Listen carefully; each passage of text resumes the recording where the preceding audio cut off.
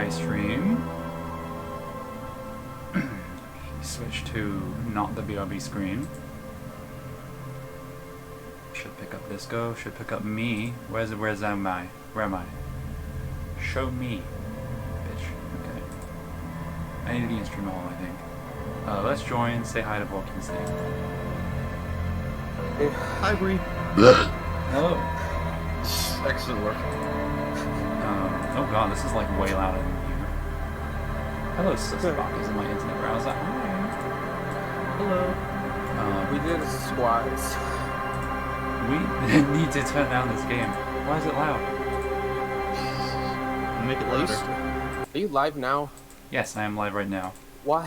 Why? She was actually live for several minutes before joining the voice call for some reason. Yeah, I was in piss waiting room. I didn't want to be late.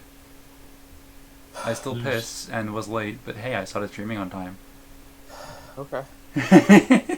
Cool. But hello. Are you out of Hello. breath? Yeah. Yeah, well, we just got done exercising. Yeah, no, I did 15 squats, and I was like, Snake, do you exercise? How many squats can you do? Snake did 20, so I'm like, okay. I'm not letting the fat ass show me up, so I did 30. So Nice. I did like 45 total, and I'm like, dying. We have fun here. I'm gonna get into my game. This is me playing offline, just fucking around. Okay. This is the one that we were playing. Oh, did you make your own little game to fuck My own around little in? game to fuck around with. I've not done anything that I've not seen yet. Okay, cool. It was mostly me just like pumping a bunch of points into one thing and being like, hee hee, can I do this? And no, it's extremely difficult to do it. It was the trying to get the expression off my face in the mirror. Ah, yes, that one takes a hot minute to do. Yeah. So I need to fix some things on stream. I have this idea where I can be the man.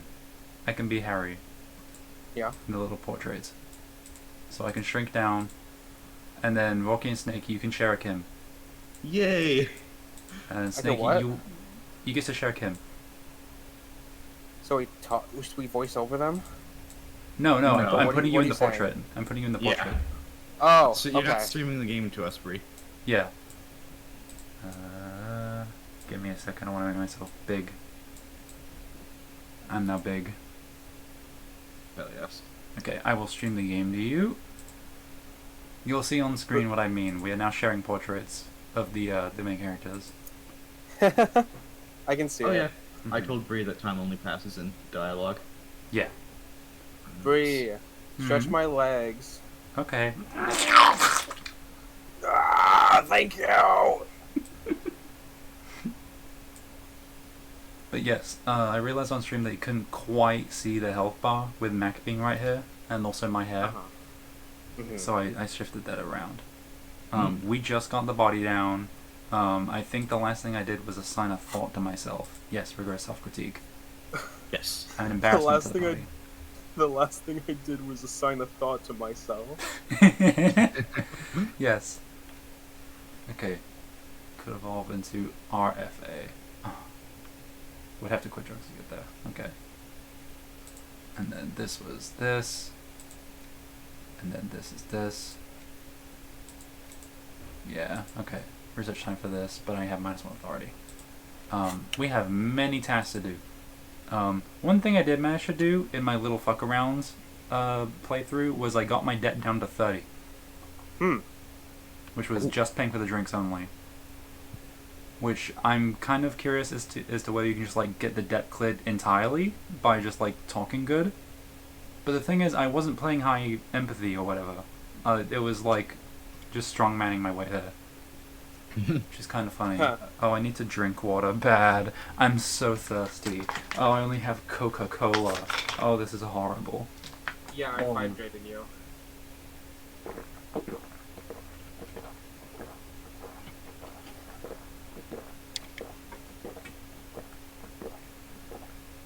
Okay. Okay. I need to buy pants. I need to split a kilo. I need to get the boots off the hangman, who's right there. I need to find my gun. I need to learn about the tattoos. Big gulp, yes. I need to ask God about the clothes. I should probably do that before inspecting My and doing favorite the podcast. autopsy. So I'm gonna talk to God first.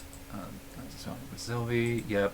Okay, we have quite a few things to do that involve God, so I'm gonna go to God. Also, something I realized in my little side playthrough is just how zoomed in I am. Like, Oh yeah. Yeah. if you You zoom zoomed out, in for there's a guy down here, there's a kid in this direction. Like, there's a fucking lot of shit, and I just didn't know. yeah. You zoomed out for like 5 seconds last stream, and then you immediately zoomed back in. It was too pretty. I just like looking at the game. Who's this? There's a new guy. You're not God. I'm gonna talk to God first. Oh, hello. Priorities. New parent and strike for some ribbons. Okay. Oh, and we can go into the kitchen now, I guess. It's late enough. Hi, God. Can I help you? Here's your key. Thanks. I hope you found what you were looking for. Okay. Is the game loud enough? Walkie, can you do sound check for like the voices? Yeah, I will. Keep talking, keep talking, Okay. keep talking. I've just found the victim's clothes. How strange. I certainly didn't put them I there. certainly did. Okay. I put them there. Maybe you don't remember putting them there. Maybe you're sleepwalking or in a fugu state. Fugu. I could say that. I think fugue states are more your forte, officer. They're true. Could someone on your staff put them there? Sylvie had the keys before I got here, and I can vouch for her. I can vouch for all my staff. None of us would tamper with the crime scene. Okay, who else has keys to the trash container? The trash collection service, CS Municipal. I don't see why they would put anything in the trash, though. Ah, the elusive CS Municipal. I doubt we'll be able to track down who was sent here last and when. This will have to be one of I'm those going to talk little more, I'm going to threads talk more, that okay. solves itself Yeah, down ba-ba-ba. the road. Ba-ba-ba. Thank you anyway. Thank you anyway. Yes. Okay. I talked to Sylvie. She left because of me, not you. Wait, what? But what about the bird? The bird? Yes, the bird. I found it lying on the floor with a broken wing the morning she left. She didn't break it. I did. I threw it against the wall. You broke the skewer. Whoa. I assure you it was him. It's as if he can't decide whether to be angry or relieved that it was you. Again. Why on earth did you have to break the skewer? You tell me. I can't believe it. I was so sure it was Sylvie. Even worse, I thought she was trying to send me a message. Symbol of hope and all. Hmm. A tender type of hope. Something stirs in you. Perhaps this is why you broke it. Hmm. All right. Did she say anything else? About me, you know? Did she say anything about me? She said she was flattered. It was just a bad timing. Really? I should give her a call then. Oh. Thanks, I guess. Was there anything else you wanted, or... Or can you give him a moment? Somehow you realize this is not going to net you any professional discounts. Hmm. Already he's reverting back to defensive. So about that money that I owe. No. I saw another thing at the whirling. Another thing. Great. Okay, no, never mind. Yes. Okay, about that money that I owe. Yes. Have you got it? How much do I owe you again? A 130? lot. 100. The room and broken window, 100 real. Okay. Like what? We have new imp creatures to talk to. I don't know if I need to talk to the new creatures or if I need to go do the autopsy. I kind of want to talk to the new creatures. By the way, Bree, like, the audio is properly balanced. Like, everything sounds good relative to each other, but the Yeah. entire stream is quiet. Oh, okay. I'll turn everything up then. Like, including my voice? Yeah. Damn, okay. More gain on me mic. I'll put that up like 3 decibels, not too crazy. And then I will make desktop audio also louder by 3 decibels. Give it a second. Okay, that should be a little bit louder in all regards now. And also I can turn up the music in the game as well, because that was something that I I'm turned gonna try on. real quick. Mm-hmm. Wahoo! This game is good music. Music up more. Yeah, I played for about 3 hours total off stream, I think. No, maybe like 2.5, but still, it was a good amount. It's all about money, you know. Uh-huh. You gotta spend money to make money. Money's what really matters. They say money can't buy you happiness. But that just means you don't have enough money. You have to invest your money wisely. You can buy stocks with money. And then use those stocks to make even more money. That way you'll have enough when you grow too old to make new money. Real estate is the graveyard where tired old money goes to rest. Money is what literally makes the world turn. The laws of money are just like the laws of nature. Unpaid labor doesn't net you any money. There is no such thing as free money. Money is all about numbers. Money is actually all about trust. It's all about money, you know? I love this guy. That's great. The worker is in a deep... Perhaps he's on his way to where you just came from. Into the primordial darkness. A colourful piece of plastic is dangling from his carabiner. Makes your fingers itch. I don't want to touch it. On the counter, rolled out of his open hand, you see a blister pack of headache medicine. I didn't take this last time, and I'm considering taking it. Oi! This is still low, but I got a +1 from Ruckus, I guess. Yeah. I'll inspect the piece of plastic. It's a dock worker's ID, doubling as a shift card and a job permit. A young, able-bodied man stares back at you from the photo. Santiago S. John. My dinner just got ready, so I will just take a second to go get that. Wahoo. Woohoo. Baba. The stream is still a little bit quiet, but it's fine. It's fine. It's fine. It's fine. It's fine. It's fine. It's fine. It's fine. It's fine.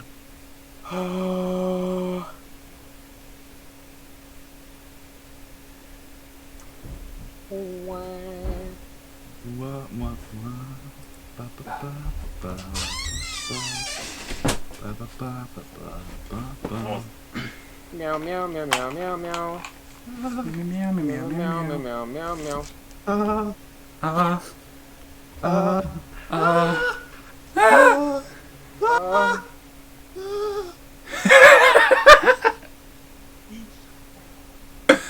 want the pills, give me.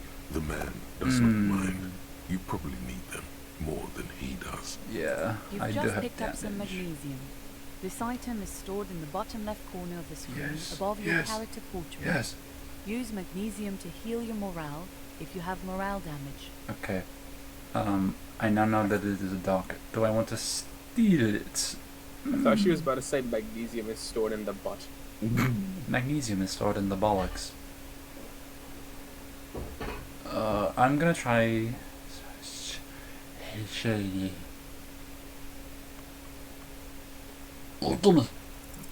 Your fingers find their way into the shackle, flick it open its spring-loaded gate.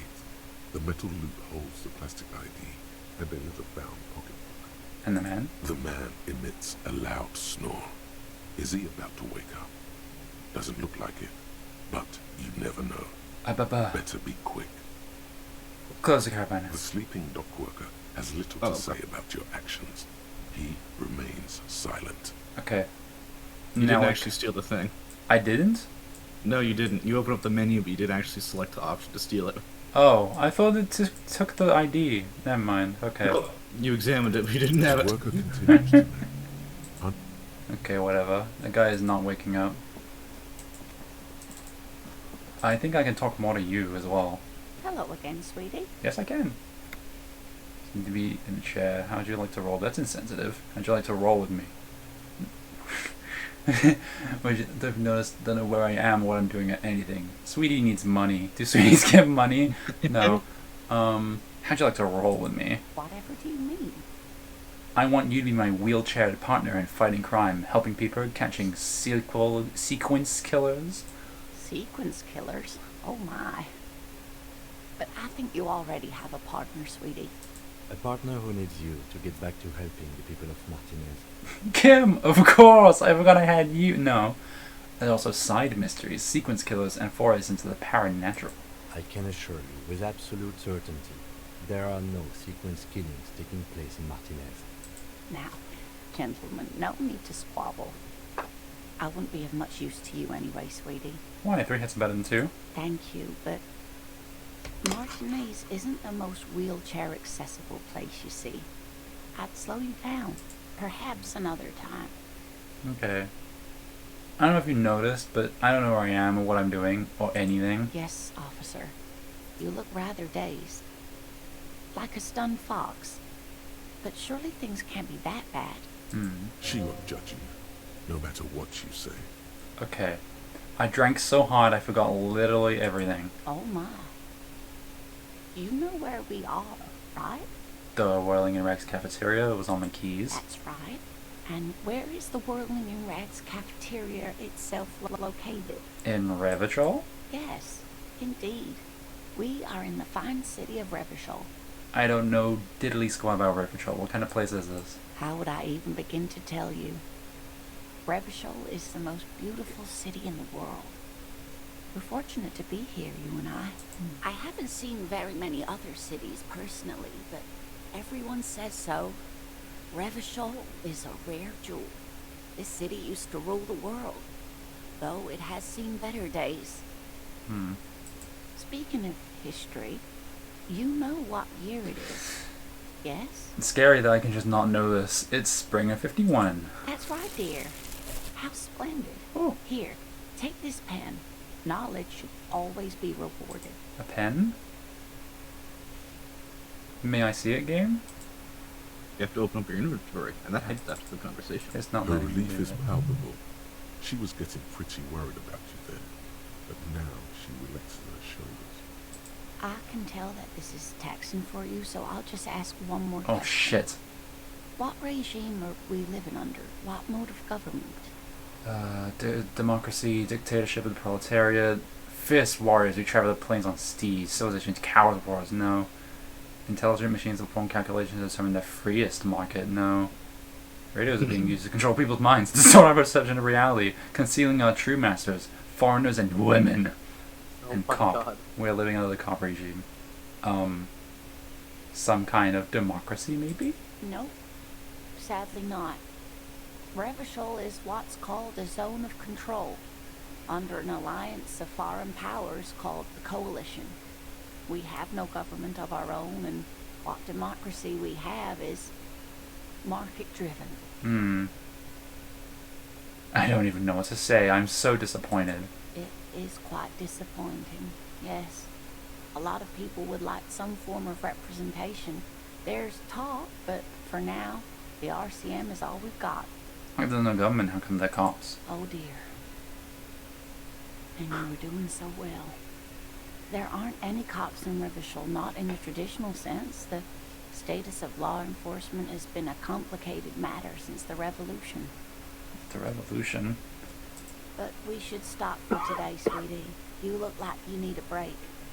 Besides, I'm not the best person to explain the big things to anyone. Okay, how did I do? You were doing quite well up until the end, dear. It does look like you're having trouble remembering things. History and places. Remembering reality in a word. It's very odd. A sigh.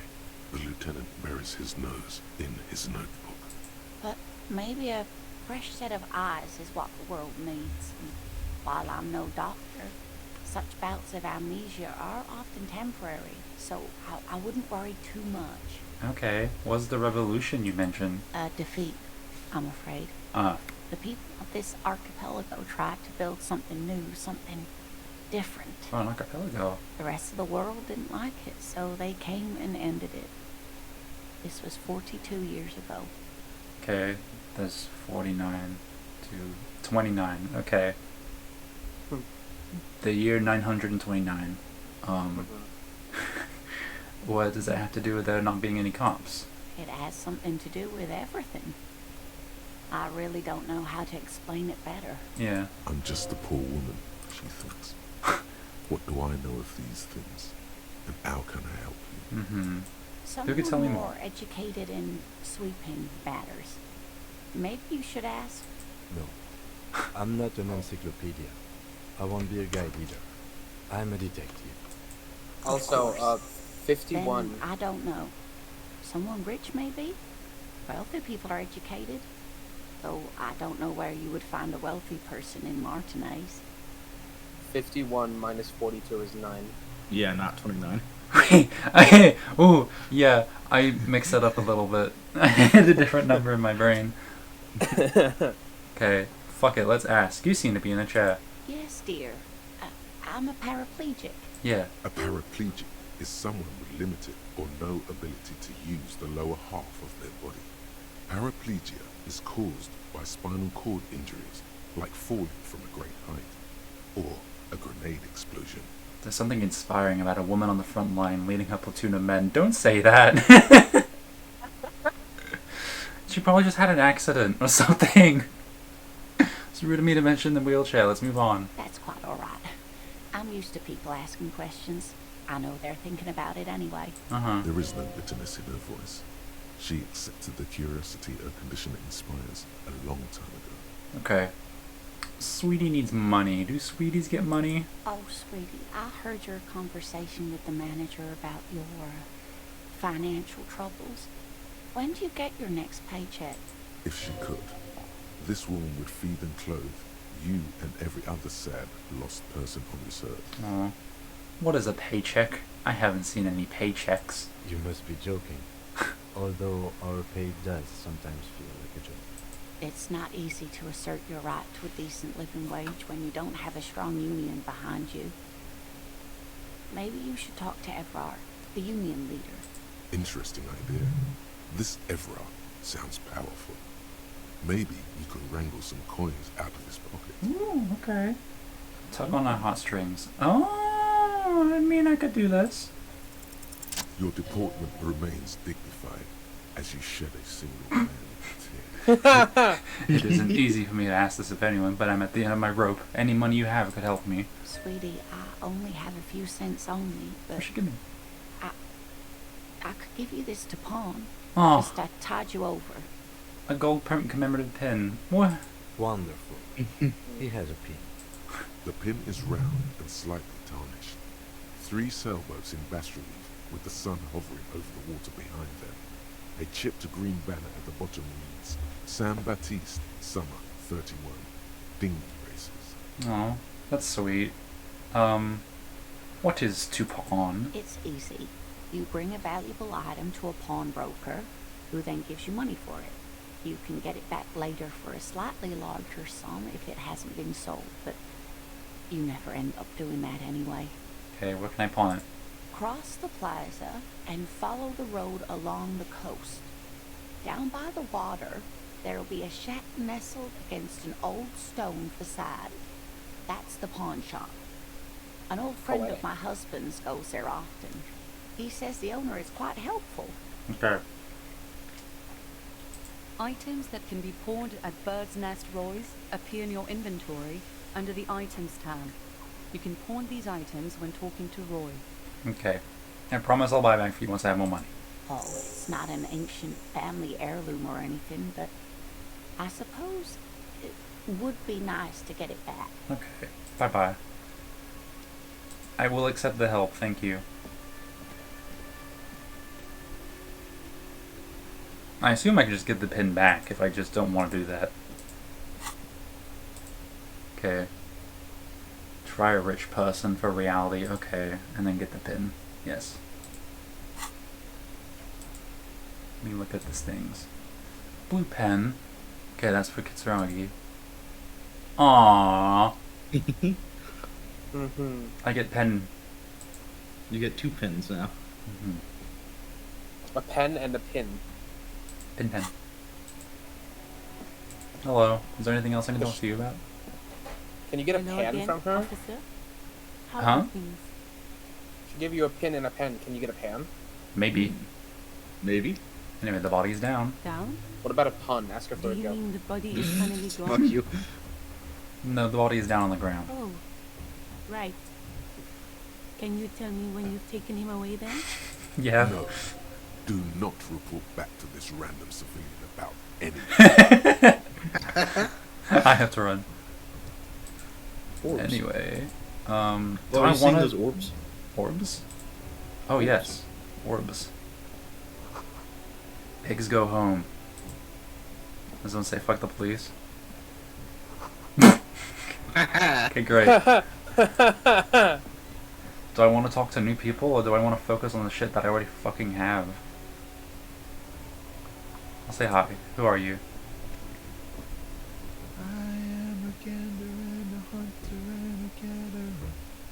Yeah, like a traveler. A simple little cadence. He seems to be making it up as he goes. I am the law. You sure are, my man. Keep listening. From another planet. Hey there. I am the law. Sure are, my man. Okay, what's going on here? It's the jam, my man. Cool. The air from the east is thick with the smell of crude oils, heavy metals and other byproducts of the modern era. You could almost taste it. What's the jam? It's a traffic jam for the ages. Harbor gates up the street are shut tight.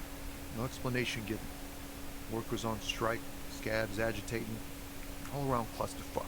Mm-hmm. Meanwhile, we're all stuck here in long-haul limbo for days upon days upon days.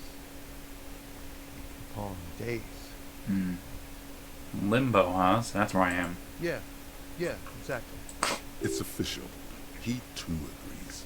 This is the antechamber of the afterlife. So how long have you been here? Feels like forever. Like I was born on this here roundabout and this was all I ever knew. Just me and the metal and the tires, the oil and the fumes and the zoot. Extravagantly phrased, but I can roll with it. Yeah, imagine. It's been a whole week already. Behind the laugh, however, a touch of sorrow. So tell me, what do you need? Care to spend some change for a working stiff? Huh? Oh. No, I ain't got any money. They don't want to pay for unfinished work. Okay, who? The bosses, man. Okay. I don't know who these bosses think they are, but that sounds like a good arrangement for them. Yeah, it sure ain't good for me. Or you. I'd spare a coin or two for a city cop down in his luck. If I had saved 4 myself. Mm-hmm. Tell me more about this strike. It's like, whatever's going on over at the docks. Workers got a blockade set up, making demands. No way in or out. What are they demanding? Some pretty wild stuff, I hear. Like a giant new power crane in half the company? Forget what exactly. Good on them, I guess. Mm-hmm. I've heard talk there's a company rep in town, too. Like, a strike negotiator type. They know what's up. Precise demands and so on. Mm-hmm. Ah, yes, from the Wild Pines. We'll meet her soon enough, I'm sure. What do you think the company wants? They want to keep that money flowing in, my man. Ka-ching. Anything else I should know? Anything else? Yeah, this ain't really my area of expertise. I just do my job and get paid. I have things to do and places to be. All of us do. All who? Us lorry drivers. Camionneurs. You still hang around here waiting for this mess to end. Most have scurried off somewhere to get drunk or high. Or laid. Not that I blame them, really. Not my thing. Not you? Chasing transient pleasures is a drag these days. I prefer the examined life now. Thinking, reflecting, observing. Mm-hmm. He tries his best to look nonchalant, but there's a rigidity in him, as if trying to conceal something warm and deep beneath a cool exterior. Okay. I should wait on this. What are you hauling anyway? Oh, high-grade narcotics, illegal firearms, stuff like that. Oh. Time to arrest him. You're under arrest. Ha! No, I'm joking, my man. Found runs a nice, clean business. This okay. cargo is mostly sporting goods. You know, tracksuits and that kind of thing. They usually get shipped to Grad and the Oxy. Though we've been making headway in the Il Moran market lately. Could I get one? We're pals and all, but I can't just freely hand out the merchandise. The bosses won't be happy. So nothing legal. Not unless they've illegalized sports equipment while I was on the road. That your machine behind you? This rockin' beauty. Sure is. Like a rash you can't get rid of. You interested in heavy-duty cargo machinery? They're pretty neat. Neat. For carrying large quantities of cargo a long distance. These found tracksuits need to find their way to the kids way out in Wamrau and Loran Bird somehow. There it is again, a little touch of sadness beneath his cool. He thinks he's spent too long in this Mm-hmm. The man taps his fingers rhythmically against his arm. Okay, what do you see in his eyes? Let's see. In his eyes, an unfamiliar longing. Flecks of brown and gold. Familiar how? It's hard to say. His gaze wanders southwest, down the street that goes beyond the horizon. What's in the southwest? Excuse me? A flinch jolts his frame. The question has touched a nerve. These are stupid answers. Really, you can tell me. Man, I don't know what to say. Not much anyone can do. There's no helping in absence, you know. I miss my family. They're all I have. My wife, second kid on the way, waiting all the way in Diora. And here I am stuck in this shit, so far from home. Diora? Diora of the Seven Seas. It's on the other end of Le Caillou, pretty much. On another island called Laurentide, off mainland. We've got a little place there. I can almost hear my kid laugh when it snows. What's it like to miss someone? What's it like?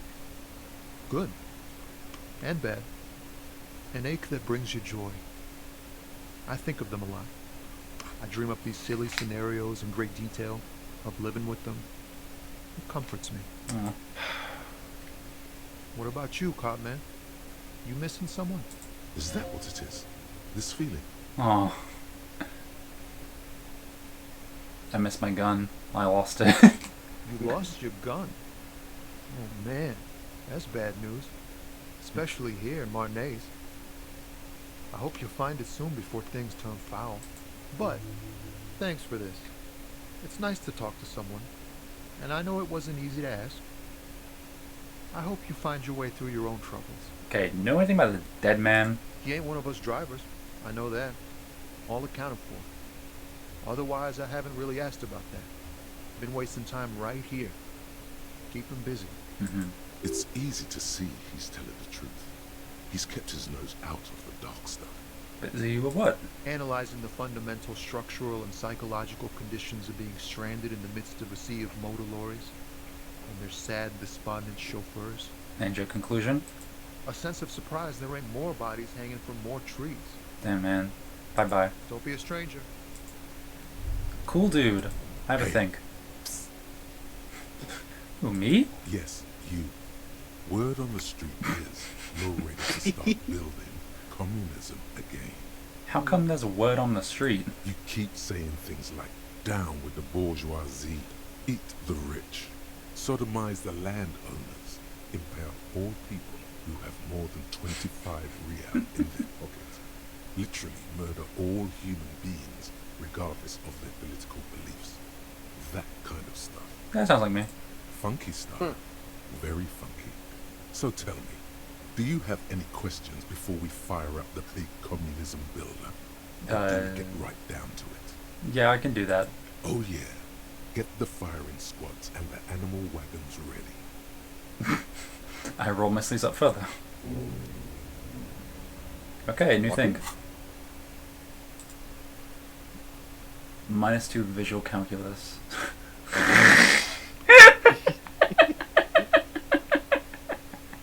Okay.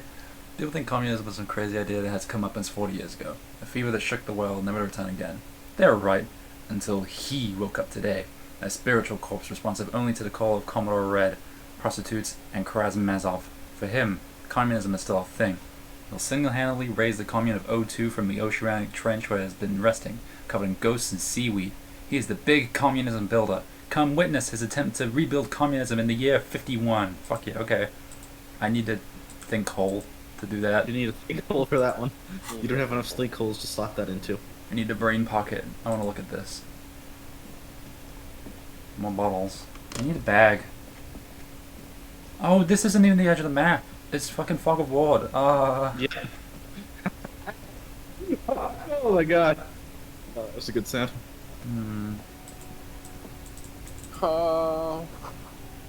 Humanox. Cool, man. Love Humanox. Is that a box I can open? Oh, you can use tab to highlight the interactables if you've forgotten. Yeah. Or right click. I've been using right click. I've been playing this game exclusively with mouse. Okay. Okay. Can I look at this entrance now? Okay. There's a man over here. I need to do things. I'm gonna do the autopsy, I'm sorry.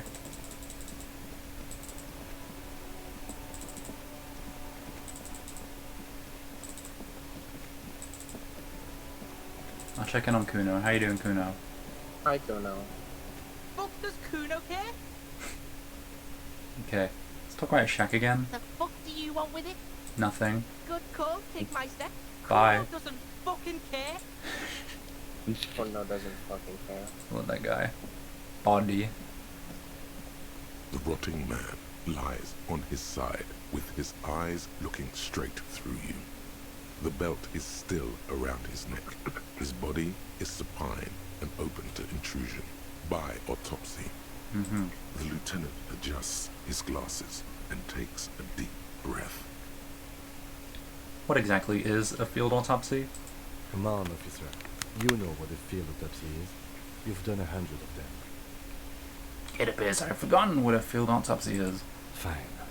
It's a 3-part form to be filled out on the scene by the detectives responsible. One takes notes, the other dictates. The goal is to establish cause of death. Do we need a scalpel? A scalpel is not always required. I hope this is one of those cases. Latex gloves are, however. Okay, clap my gloved hands, let's get in there. There truly is a time for everything, even for yellow gardening gloves. However, they are lacking hygienically. I suggest you get in there in limited capacity. Okay. I'll ask you when I need you to. For the most part, maybe I should handle the contact and you take notes? Okay. Yes, you see, the field autopsy form is the one on the red copy of paper. Okay. Tell me something, dead man. Shoot, Looney Rooney. Which was it that killed you, the love or communism? Huh? You said love killed you, but when you fell down, you said it was communism. You're misquoting me, Rooney. I said communism killed me. Love did me in. Okay, fair. Come back later, Corporal. Amuse yourself with my frank manners and my memento mori features. Fuck fire. If possible, Marco. also, see me in your dreams. Okay. The LA gang's got to him. Field autopsy. The dead man stares in silence as you crack open the ledger. The bright red paper is covered in boxes and lists, describing the condition of his skin and organs in 3 parts. Above those, an 11-field info form needs filling out first. It begins with... Okay. 1. Assistant. That's you. Raphael Ambrosius Cousteau. The corpse is indifferent to your scribblings, just lies there. The next box says... Number 2. Coroner's case number. KK57 0803 dot 0815. Next, Name. NA. Next, I got aces high. You have to leave this conversation to get that. We can get that. I have it, right? No, it doesn't process until you leave this conversation. Oh, okay. Date of birth. NA. Age. Roughly 50. Dry 40. The damage is so extensive, it's better to err on the young side. I'm gonna write 42. He nods. Race. Mondial. The pudgy mess of curdled meat looks neither mondial nor anything other. Sex. Fucky, fucky! Male. Pigs can have sex! Quite fucky. Fucky. Naively, the lieutenant does not double-check your notes. El bigo mistake-o, Lieutenant! Date of death. We're still going with March 4th. 51. What else? 9. Body identified by is non-applicable. 10. Case number is the same as the coroner's case. KK 57 0503 0815 listens motionless, with the cargo belt still around his neck. Only one box remains. Evidence of treatment. None. At least not after the initial examination. A strange word. Treatment. What is treatment anyway? Interfering with the body's position or wounds post-mortem. How did you not know that? Aren't you a cop? You're leaving a weak impression here. Say something sure-handed. Okay, I agree. Lividity pointed to lynching. Then again, the right lividity is easy to produce if you know what you're doing. Your central nervous system recognizes this gesture. It's the stations of the breath. Ecclesiastic, religious in nature, a holdout from pre-Delorian burial rites. It takes him 2 seconds to perform. Then, somewhere in Jamrock North, a small wood shed behind Rosencrantz Road, Lieutenant Nick Feuerbach puts his hand to the chest of a small corpse, no larger than a monkey. It's raining outside, light drizzle. There is darkness in the shed. Elsewhere yet, an obese female sits in a wicker chair, her silhouette bull-like against the window. Outside, Grand Coudon. The day is turning dim for Sergeant Mac Dawson. Oh no. Hand extended, he approaches, to make sure she is dead more than anything else. And so, all across Jamrock, Coal City, GRIH, 42 deceased persons found today. Wow. 42 stations of breath. We should start the post-mortem. That's crazy. The corpse cannot feel Kim's hand on his chest. It no longer meaningfully interacts with its surroundings. A thicket of boxes and lists on red copy paper tries to answer why. External examination summary. Clothes. The deceased wears armored boots and white briefs. The make of the briefs is Babrodine, I think. See, it's happening. Babrodine, yes. Inexpensive. Size M. Color white. The disappointment is palpable. The red-haired thing was expecting something more lurid. The boots are ceramic, vitreous enamel. They are fused to his skin from blood flowing downward post-mortem. Removal of the boots is left for processing. No, it ain't. It would be clever of you to omit the boots altogether, sire. If you are to keep them for yourself, as you ought to, you have deserved them more than anyone else. When am I gonna get them? Patience. After the autopsy, before the body is taken away, there will be a window of opportunity. After the lieutenant has gone to sleep. Yes. I hope this has helped you, my liege. I will omit the boots. The boot has a serial number. It's E50.100.100. The lines between the plates are in the shape of the alphanumerical. The number is purposefully concealed by the design. Tattoos. The upper torso is covered in a single, continuous tattoo, resembling a microelectronical circuit board. It reaches from the right shoulder to the heart. The ink is blue and white. The assistant has a color photograph of the markings, to be added to the case files as document A1. The photo is taken on the scene, using a trigger mini. The deceased has a cargo lashing belt around his neck, tied with a hangman's knot. Color yellow. Length 3 meters. There is a buckle on the other end. Well nourished, athletically built, measuring 1.8 meters. Generally consistent with age 42. Preservation is good. Ambient temperature below freezing. Body hair is light brown. Distribution is consistent with age. The deceased had male pattern baldness. Hair is combed back, short. Touch the Snake. corpse's head. Huh? If you went to the corpse at like a later time, would it be harder to discern details? To a degree, yes. Cool. Wow. I'm gonna touch the corpse's head. The hair under your latex fingers feels cold to touch. Stroke his hair. Stroke his head gently. The stench is suffocating. Strands of dark brown hair start sticking to the latex of the glove, like thread off a rag doll's head. There must be brilliantine in there. He's combed his hair back with oil. Okay. Keep petting him. More hair sticks to the glove. Hair off the rain-soaked head of a dead man. There are bumps and dips on the skull below. An alien landscape. There, dead man. You were someone's child. It's all over now. There, baby. The lieutenant watches you in silence. I'll write it down, adding the brilliantine. That was some sick shit, Psychopath. Lividity is consistent with hanging. The head is congested. Contusions are present on the head, chest, and thighs, consistent with stones thrown. Low velocity. Fucking low velocity? You think Kuno doesn't know what you're talking about? Velocity was fucking max. Talking shit about Kuno's velocity. Don't ever talk shit about my velocity. In addition, there are bite marks on the face, scalp, and chest. Whoa. Consistent with predation. Jesus, okay. Write down, I wouldn't amend. Ligature mark. The The steel wiring. There's too much of it. We need to remove the belt so we can get to the ligature mark. You've got just the right tool for that.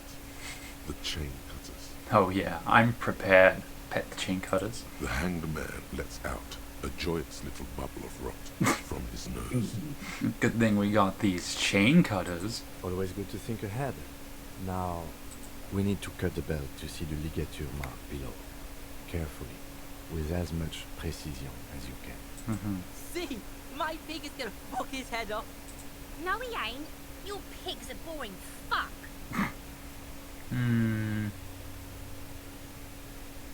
Yes, I'm Kuno's pig, I agree. You are?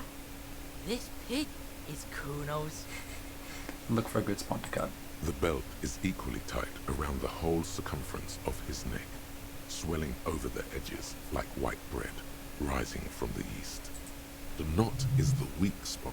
The chain cutters fit in there, steady now, like a flower arranger. 2 cuts and it should come loose. Okay. After some deliberation, you sink the cutters into the knot tying the belt together. You squeeze the rubber handles together, sweat forming on the ground. Press down. Snap. The knot is slashed. Another cut and the belt falls apart like a flower bouquet, revealing the dead man's neck and the dark red ligature mark around it. The rope rises to a point, leaving a gap in the ligature mark.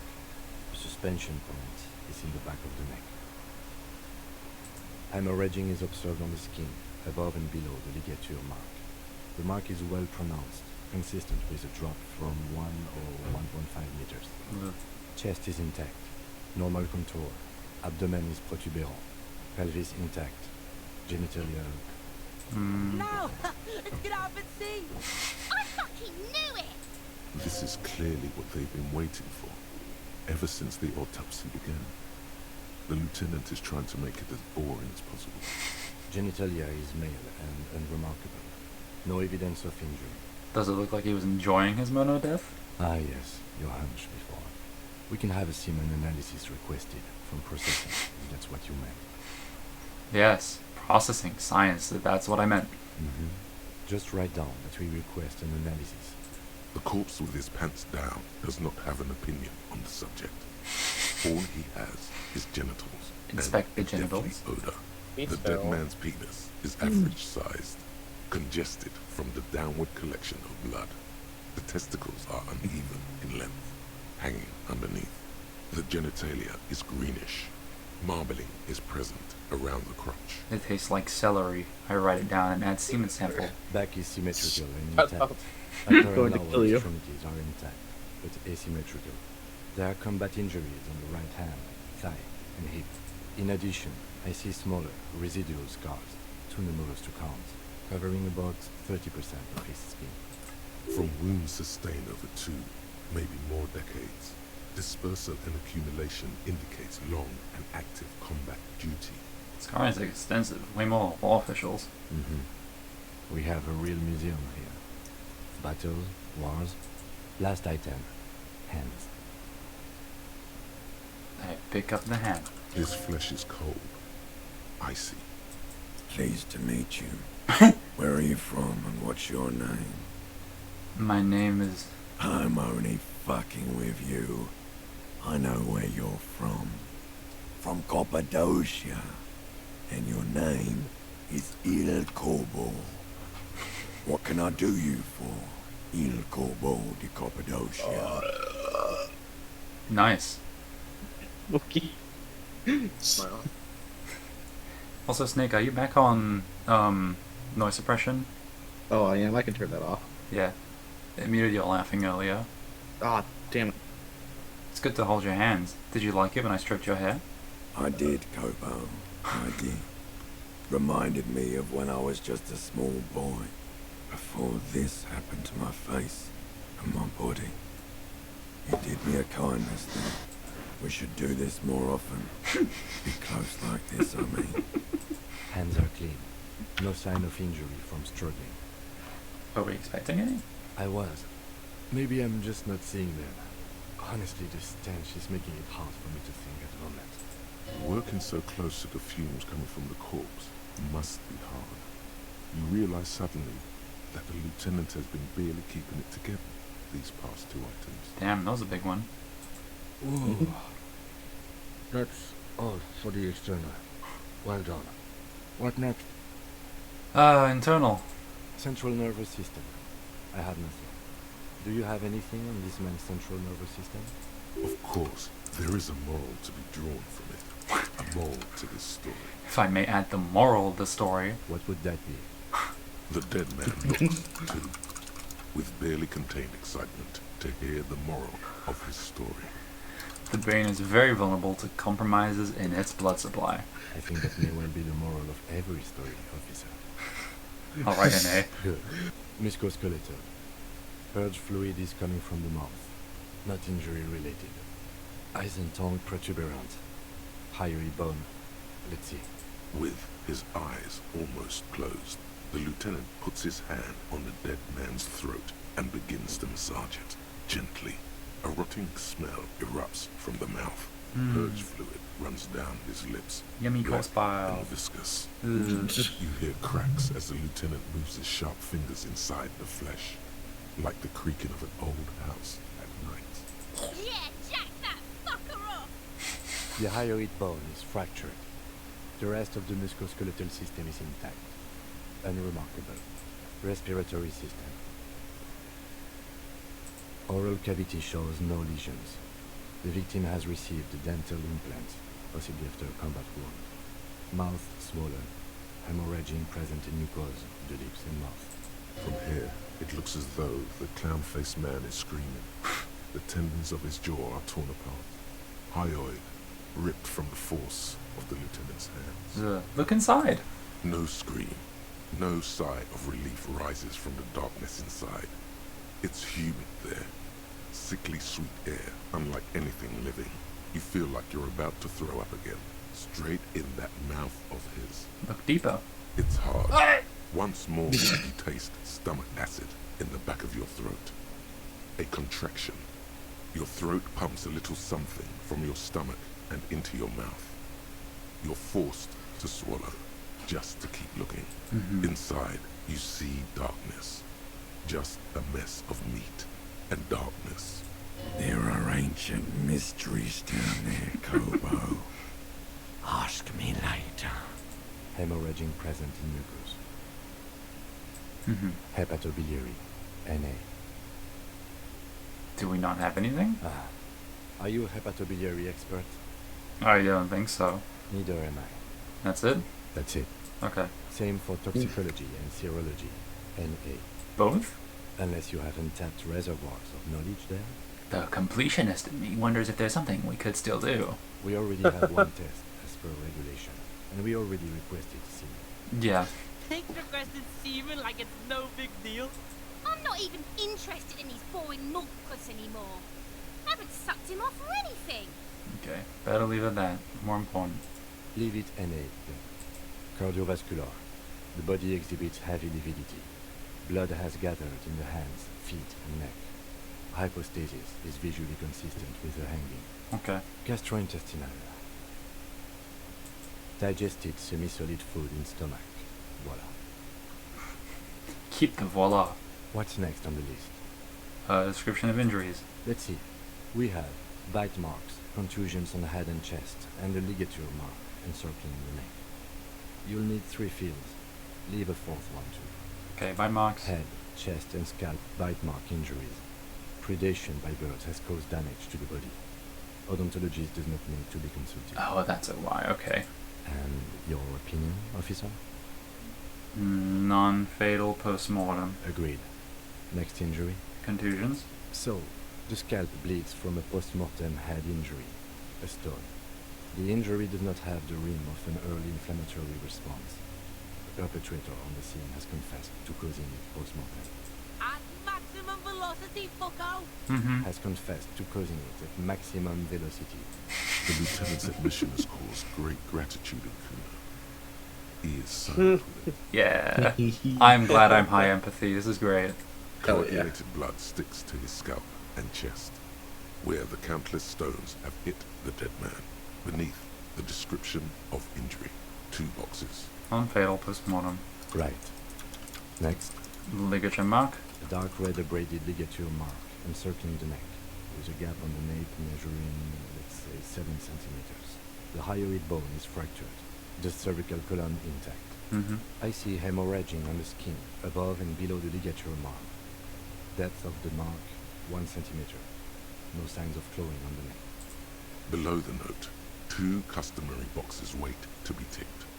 The man's head jerks to the side. The ring around his neck is visible.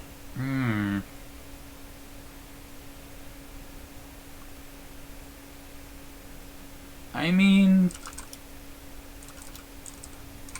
all the shit surrounding it and like the swelling probably means that it was fatal, because like the body was still pumping shit.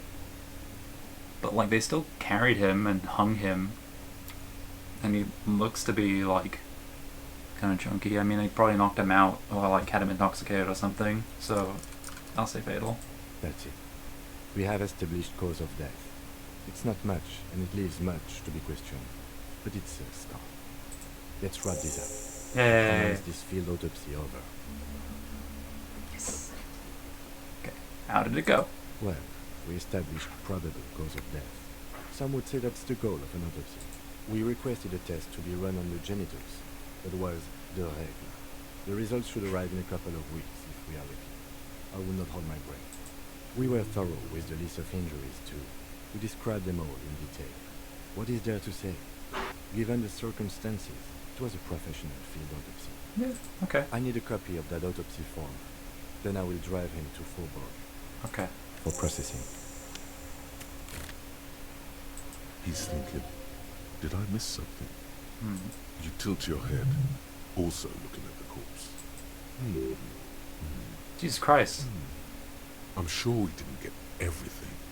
There's always something.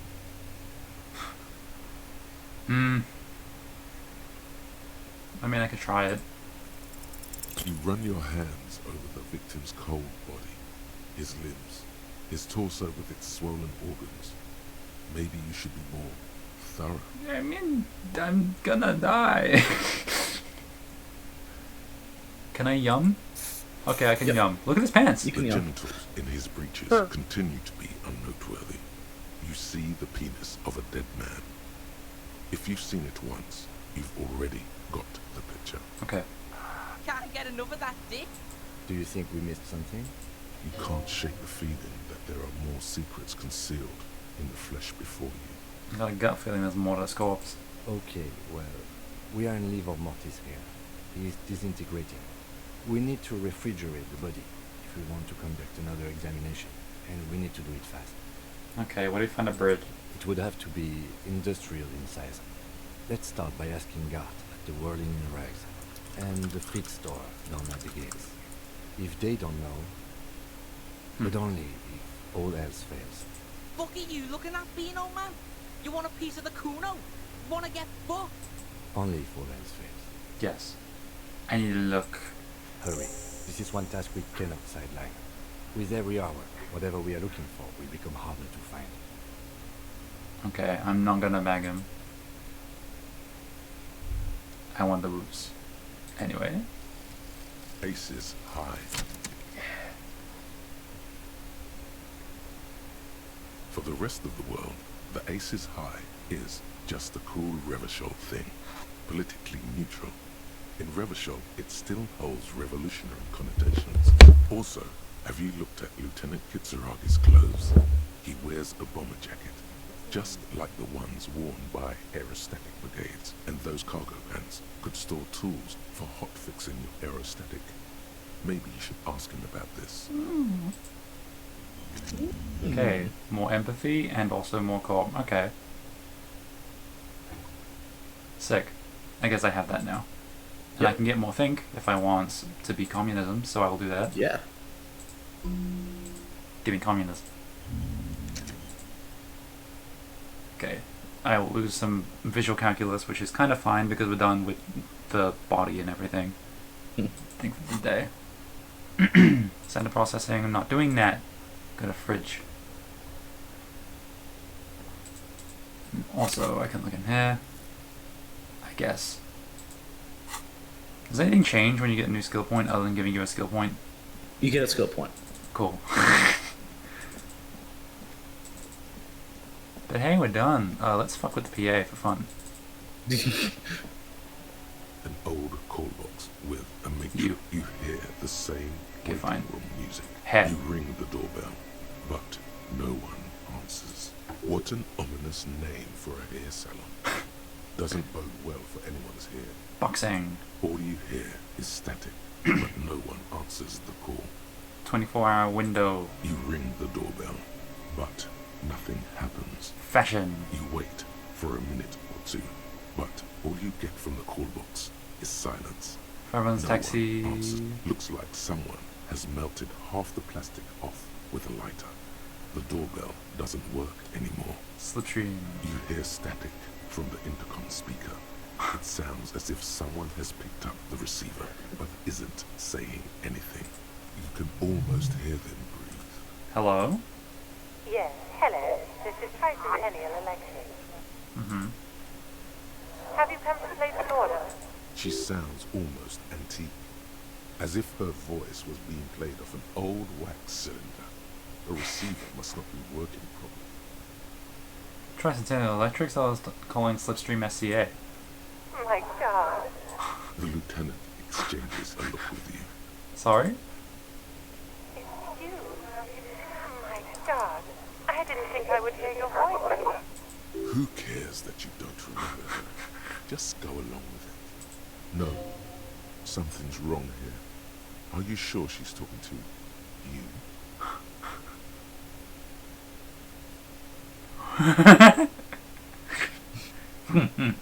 Yeah, it's me. Here I am again, crawling back into your life. Michelle, just please. Hmm? Why did you even call? I don't understand. You've been gone for months. I thought you didn't care. Okay, hold on. Tell me what's going on. What did I do? Ever since I came to work here, it's different. As if my mind's been wiped clean. A spot of static overrides her words. When she speaks again, it sounds like she's submerged. It's so nice. Hmm. It's so nice to be able to finally forget. Forget about what? She sounds like she's about to cry. Hello? She doesn't answer. You still there? Silence. The only thing you can hear now is static and waves washing ashore on the bay. Fuck! I'm not gonna say that. What just happened? Another seagull passes by. It's getting cold standing here, staring at the silent call box. I don't know what happened either. We should probably stop playing with this thing. Okay, bye-bye. You press the number sign on the keypad that terminates the call. 12 name cards on the call box read. Again. No, hold on. The last thing you need in your life is more hysteric emotions. Forget it. Okay. Find something else to do. Fortress Accident SEA. Silence. No one's home at Fortress Accident. Revachol Ice City. Silence. Oh. No one answers the doorbell. Whirling in rags. Nothing happens after you ring the doorbell. They don't want to talk to you. He's still to pinball. Silence. No one answers you. Indigo? This button looks new, but someone has removed the name card. Nothing happens when you try to ring it. Huh. This button looks new. It's probably not connected yet. Okay. Why are you cool with me fucking with things and not doing anything else? Yes? Oh, we're done with the autopsy. Can I do the talk to you? No response. He just arches his brow. I really don't remember anything. There was drinking involved. Have you tried concentrating on something other than your personal affairs? What? There is a sudden, harsh edge to his voice, like he's tired of hearing about your personal affairs. But I'm completely lacking basic information about even this organization ring. Can you help me? Fine. We should get through this day first. Off hours begin at 9 p.m. If you're still having trouble then, I can give you an orientation. Okay. What's wrong with personal affairs? Not a fan. It's just the nature of lieutenancy. The RCM deploys a self-styled structure called the Decomptage as its chain of command. Every lieutenant is responsible for 2 sergeants and 8 officers. That means the average lieutenant has to deal with quite a few personal affairs. Even you know this. Mm-hmm. What should I concentrate on? Try work. The case at hand. It can work miracles. Pitch. Okay. I'm afraid this is a medical situation. Really? You look fine to me. I'm talking serious, unbelievable damage here. I saw myself in the mirror and I had no idea who I was. This psychodrama is unbecoming of an officer.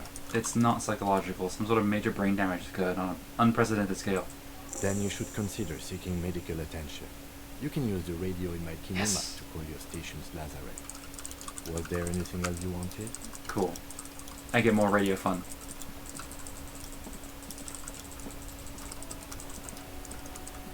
Inside, you see a set of steering levers, a radio microphone, a pull-out toolbox, and radio.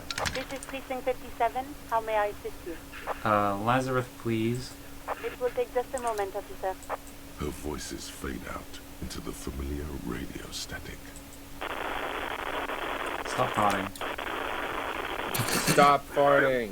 No. Gottlieb, what do you want? Hmm? He's carelessly chewing on a piece of hard candy. Okay. I'm in a bad way, Doc. A real bad way. Oh, it's you. Was that a snarl or a suppressed groan? No love for you here. Okay. Yes, it's Firewalker here. Firewalker? Oh, yes, yes you are. Just don't breathe in the general direction of your fire suit. Actually, wait. Do exactly that. Put yourself out of your misery. Take a deep, diaphragmatic breath. In and... A glorious sight.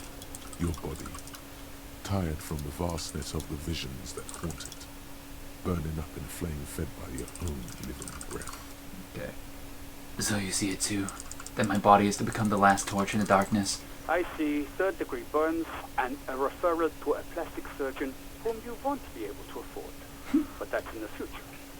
Do you have any current, pressing medical problems? Yes, I think I had a heart attack. And you survived it. Congratulations. Are you mobile? Yes. Even better. Anything else? I wouldn't worry about that. Officers your age have coronary trouble all the time. Also, death is a natural part of life. I've lost my memory, all of it. With all the damage you've been dealing yourself with drugs and alcohol, I'm not surprised. There is no surprise in his voice, only careless superiority. You're not surprised? Okay, anything else? What else?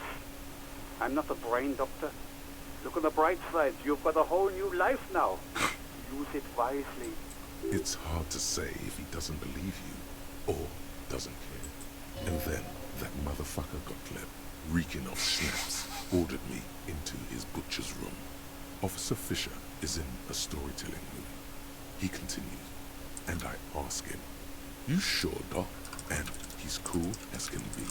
"Yeah, if you're in pain, we've got to get that baby out." I love this perk so much. And so he removed my appendix on the spot while the party was still on in the other room.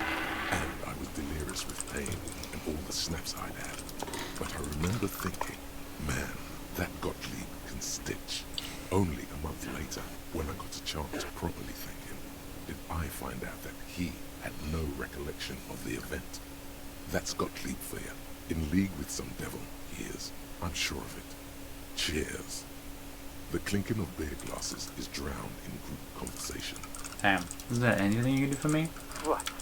You want me to do blood work for you again? Tell you just how bad things really are across the board? You wanted another rundown of everything collapsing inside your body? Yes, I want the truth. You want the real, honest-to-God truth? Stop drinking, eat magnesium and vitamin D. Our station is not our retirement home. We don't have the funds to deal with rock stars past their prime. So it's political. You're being neglected because of political reasons. Oh, yeah. And no, I don't want to hear a political commentary on the topic. In fact, I got work to do. Some idiot has glued his eyelids shut with cyanoacrylate. It looks like Mactorson. Mac, no.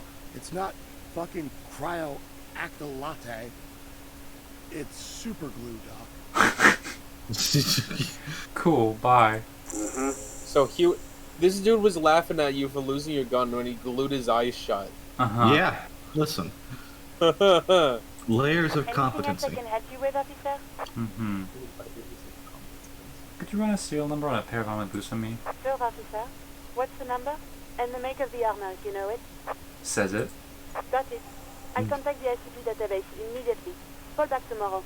Hopefully they'll have dug up something useful by then. Wait, what's Insane Clown Posse? The International Collaboration Police? They keep detailed records of all military technology produced by licensed manufacturers. That's one of the reasons the moral intern spearheaded the creation of the ICP in the first place. Okay, what's the moral intern? Officer, as much as I appreciate your efforts to lighten the mood, we both have important work to get back to. Did you have any other serious questions? Okay, bye. 57, over and out. In the cabin, you see a set of steering. No, I don't. I stopped seeing it.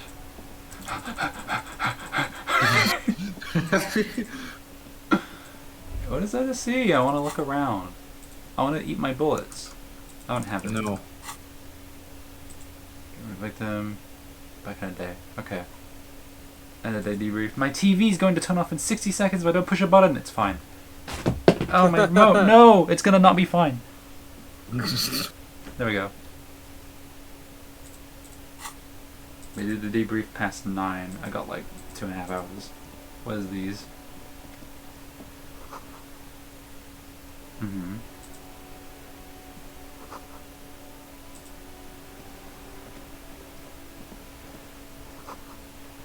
Wow.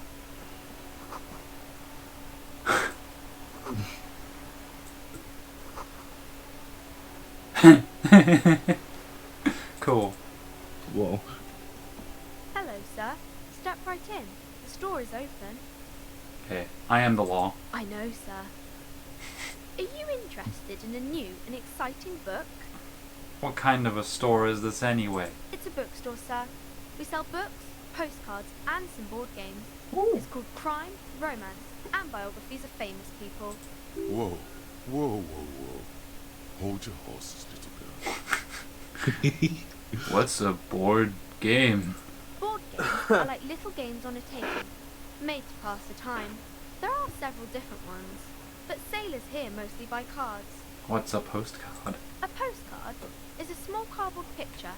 You can write a few words on the other side and send it to your friend or beloved. She is unfazed by your questions. She would consider it impolite to point out any perceived weirdness. Okay, what is a book? That is a book. They have stories inside them. It's like someone told you a story in a really long letter. Cool. My pleasure. Anything else you'd like to know? Is it okay if I ask you some questions? Okay, sir. I'll try to answer any questions you have. I hope they're about books.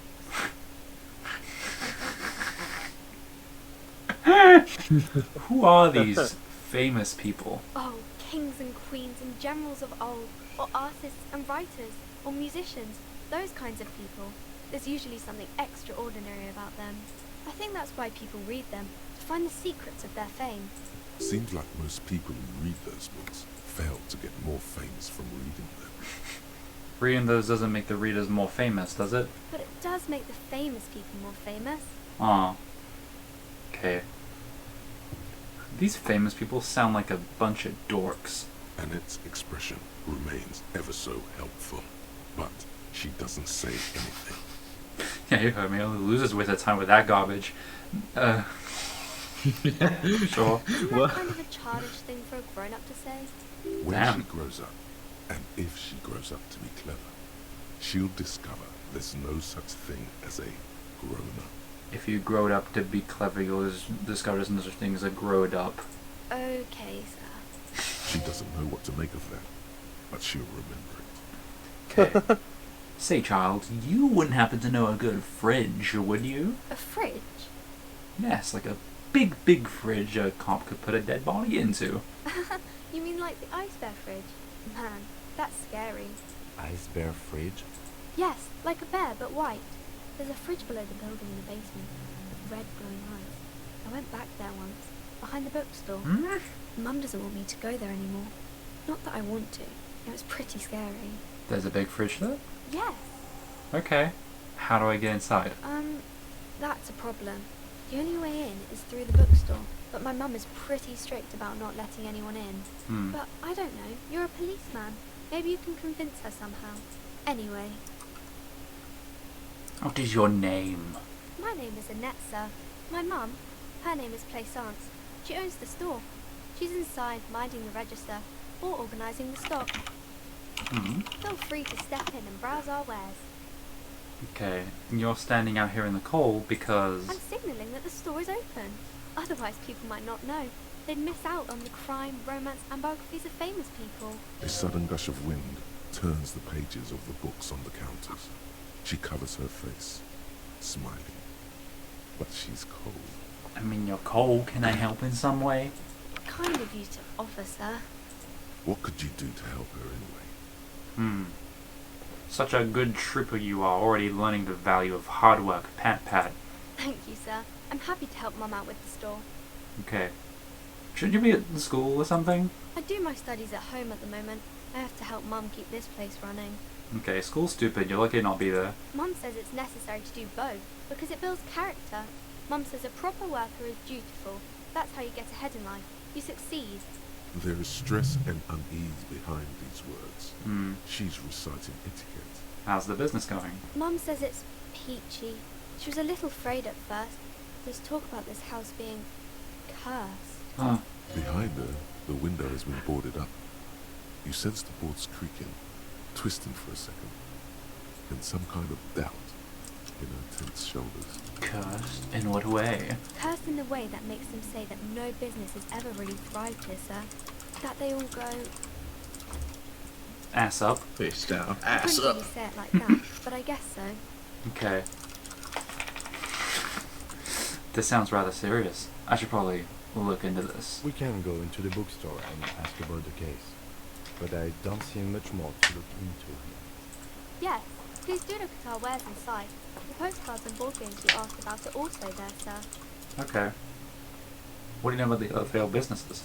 Nothing really, sir. Mum doesn't allow me to sneak around in the back rooms or the cellar. I don't really know what's there. How does this curse manifest itself? It does not manifest itself in any way. It does not exist. I liked it better when we were asking about famous people. But Kim, the plasmic manifestations. No such thing. Anything else you wanted to talk about, sir?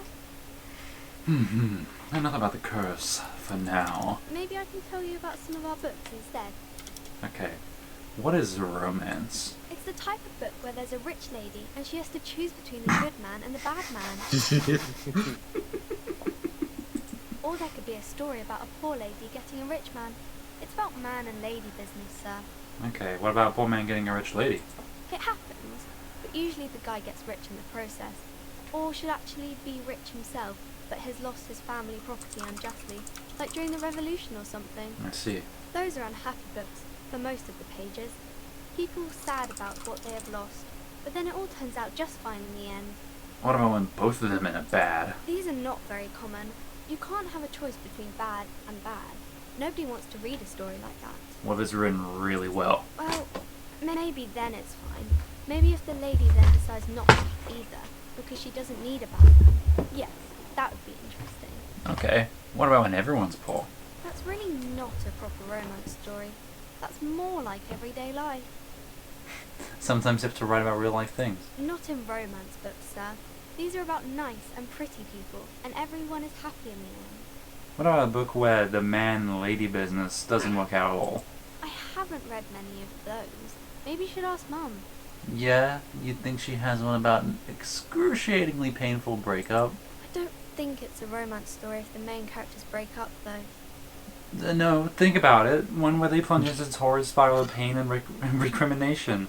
Only it's really long and drawn out. Scar for Life. Phantom Limb. No, I don't know. Doesn't ring a bell? Alright, I'll ask your mom. Yes, she knows books. Definitely. Okay. What was that?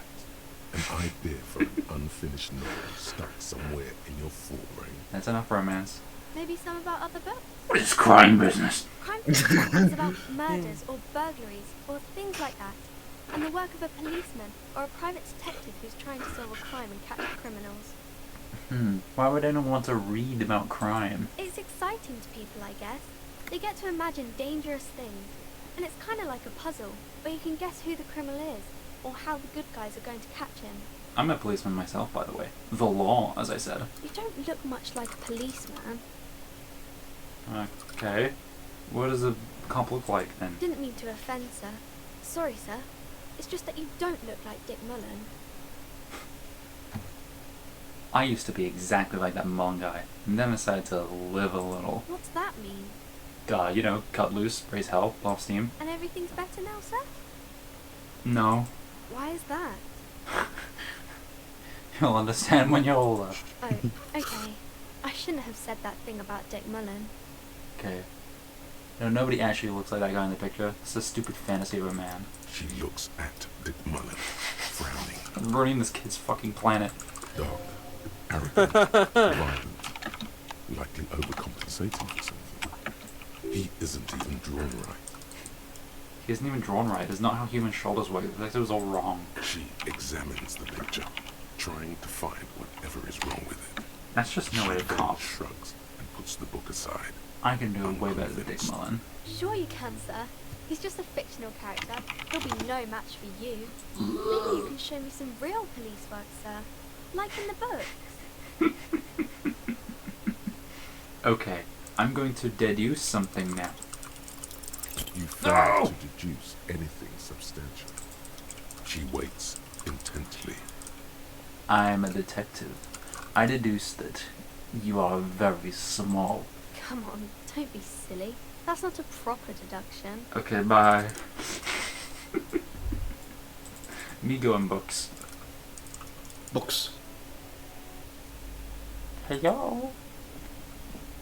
Welcome Woman. to Crime, Romance, and Biographies of Famous People. Oh, it's My you. name is Plaisance.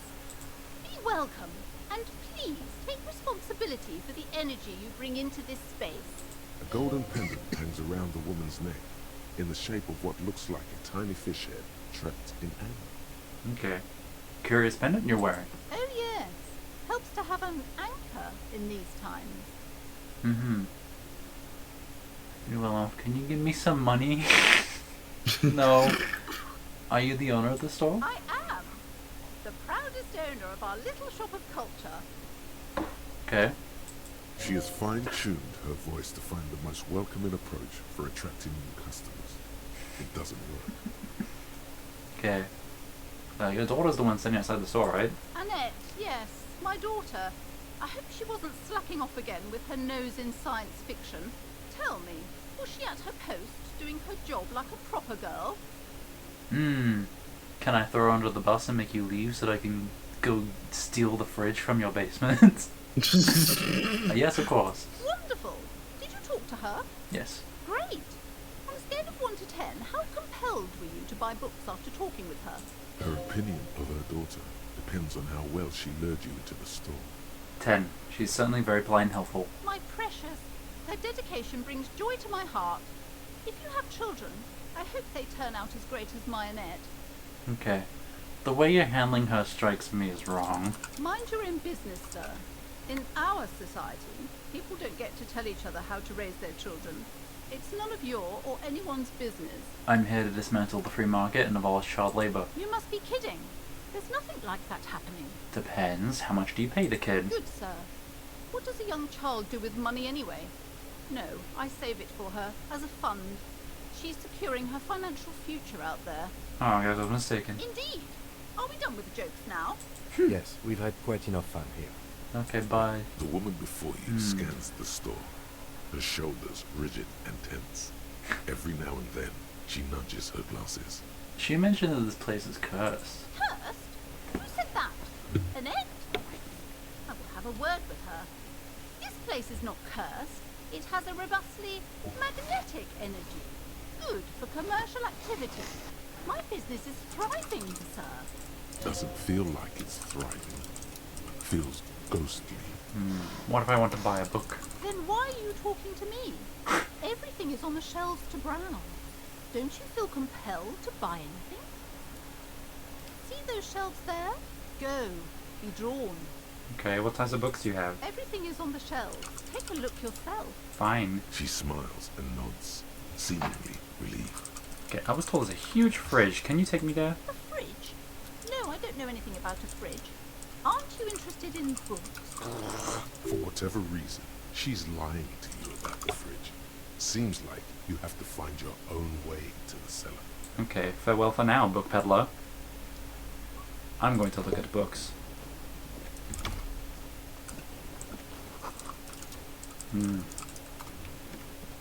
The display rack is brimming with worn paperbacks featuring an extremely muscular, sword-wielding barbarian on the cover.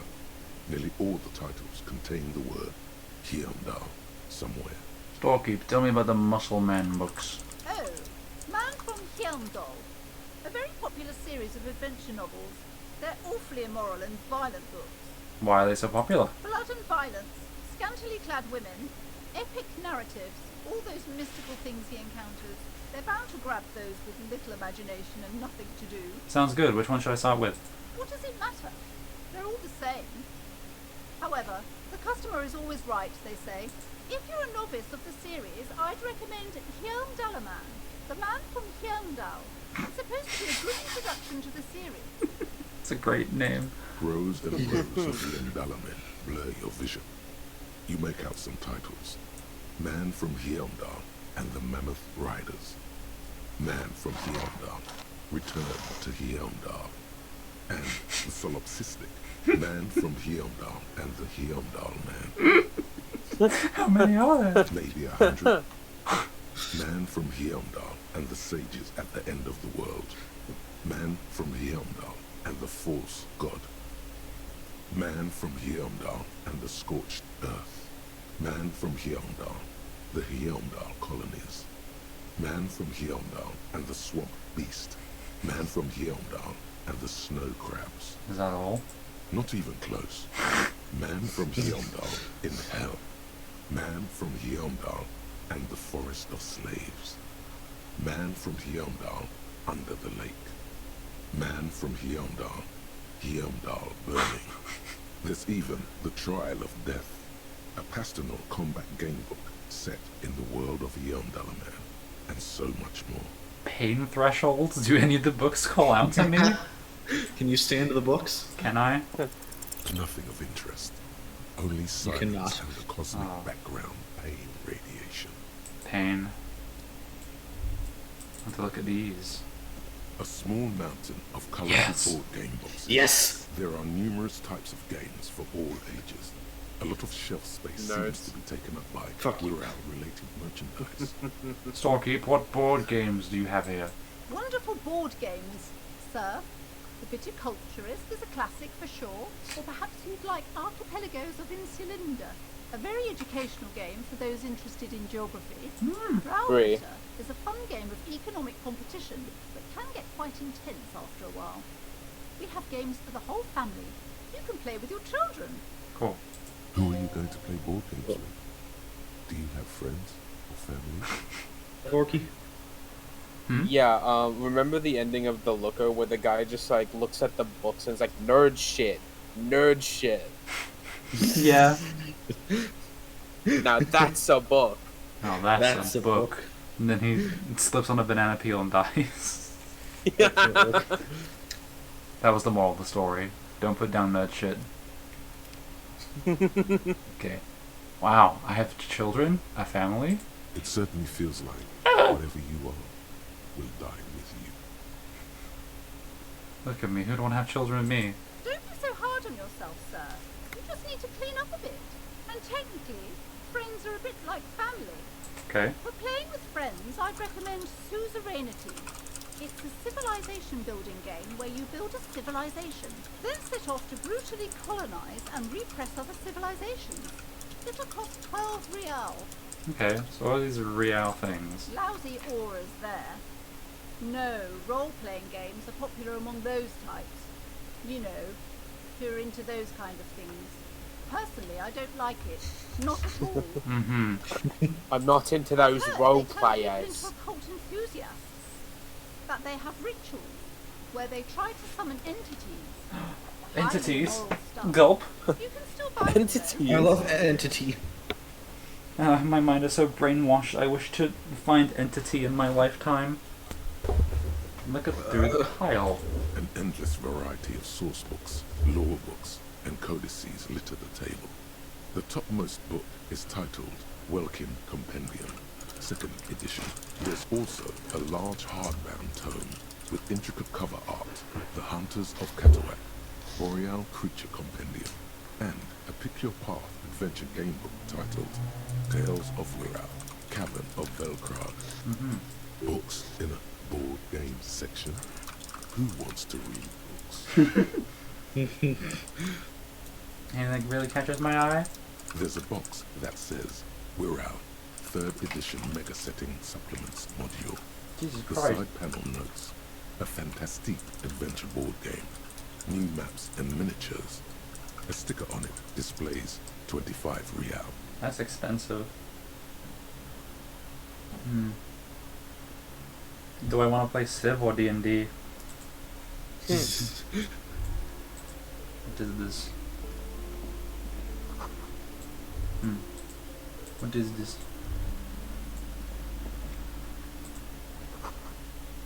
Okay. We go up here. Oh, a silly curtain. Okay. These shelves are overburdened with books from the same series. You see the name Dick Mullen over and over.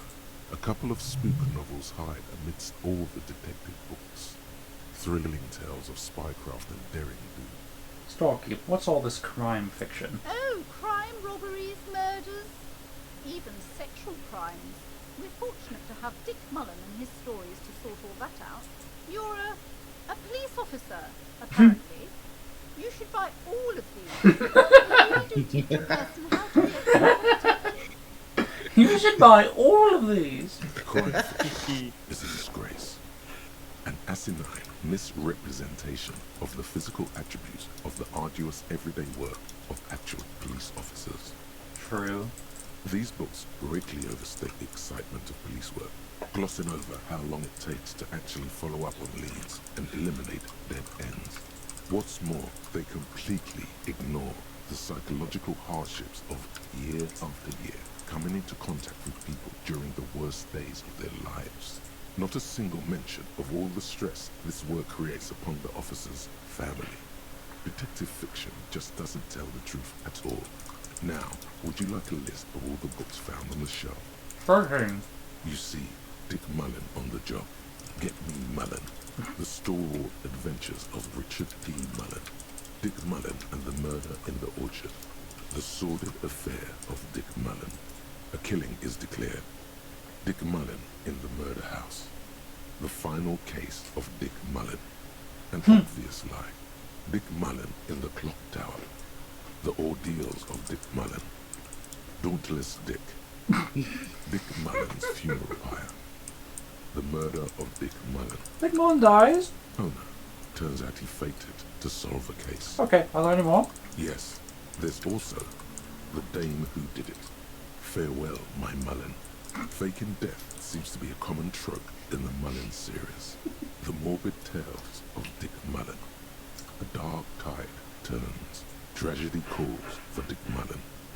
Another one with fake death. And, of course, Dick Mullen, the murderer. In order to catch a murderer, Dick Mullen must become the murderer. Wow. Come on.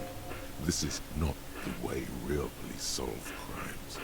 The real police are some 20 kilometers away, sitting in an armored motor carriage. Come on, Chester. Tell the story again. Again? Man, I tell that one at least once a month. It's not that interesting. The fuck it is. And these guys haven't heard it. You see, Chester here.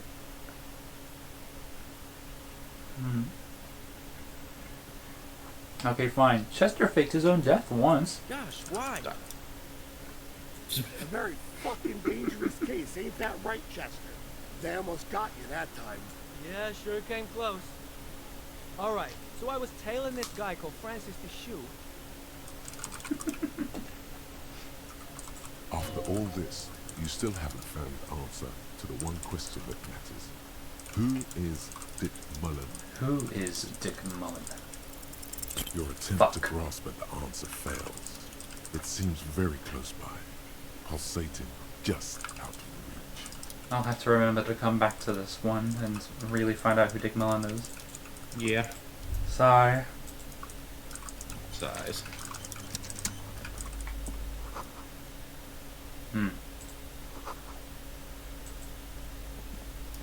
The plaque on the shelf reads, Biographies of Famous People. You see a large variety of names, none of which ring a bell. So I'll keep anything of note on the shelf? I would say the greatest innocence. Yes, most certainly. It's an important educational tool, delving into the depths of history, religion, and their relation to innocentic power. Who or what is an innocence? A very influential historical figure. But surely I don't have to tell you that. You're a law officer, and law officers have at least some education. The book is also very daring. The author aims to re-examine the universal understandings of the innocentic system, creating a fresh vantage point and a shift in the tired order of things. I thought it was about which of these innocences is the coolest and greatest. Perhaps for a layman, deep analysis is necessary to peel back the multi-layered meanings. Do her words seem vague and abstract to you? So you recommend it? Certainly. It's prudent for a person to have at least an elementary understanding of history and society. Imagine the chaos we'd be in otherwise. You feel like you should get this one. Definitely. It's important somehow. There's something personal inside. I look. Browsing through all the books with all their names makes your head spin. None of these seem important or relevant. It's all just vapid egoism. Suddenly, a particularly odd title catches your eye. It reads, High Speed Love, the tragic true love story of Jacob Irv and Alfie Delatraz, by one Cecilia Averbrook. What's it about? High Speed Love chronicles the romance between two of the finest tip-top tourney racers in history. Yes. One of them is the madcap driver, Jacob Irv. His blonde mane graces the cover. Next to Irv's life story, you see a slim biography of an Occidental rock star called the Anti-Star. He's famous for shooting morphine into one of his eyeballs and cocaine into the other. Next to that, Revacholian radio personality Guillaume Bevy stands in front of a rundown drug den. He's a permanent fixture on Channel 8, reporting on real-life crime and ruining cops' days. There we go. Forgot I didn't have the fan on. Oh no, I did. Everything's fine. Everything's normal.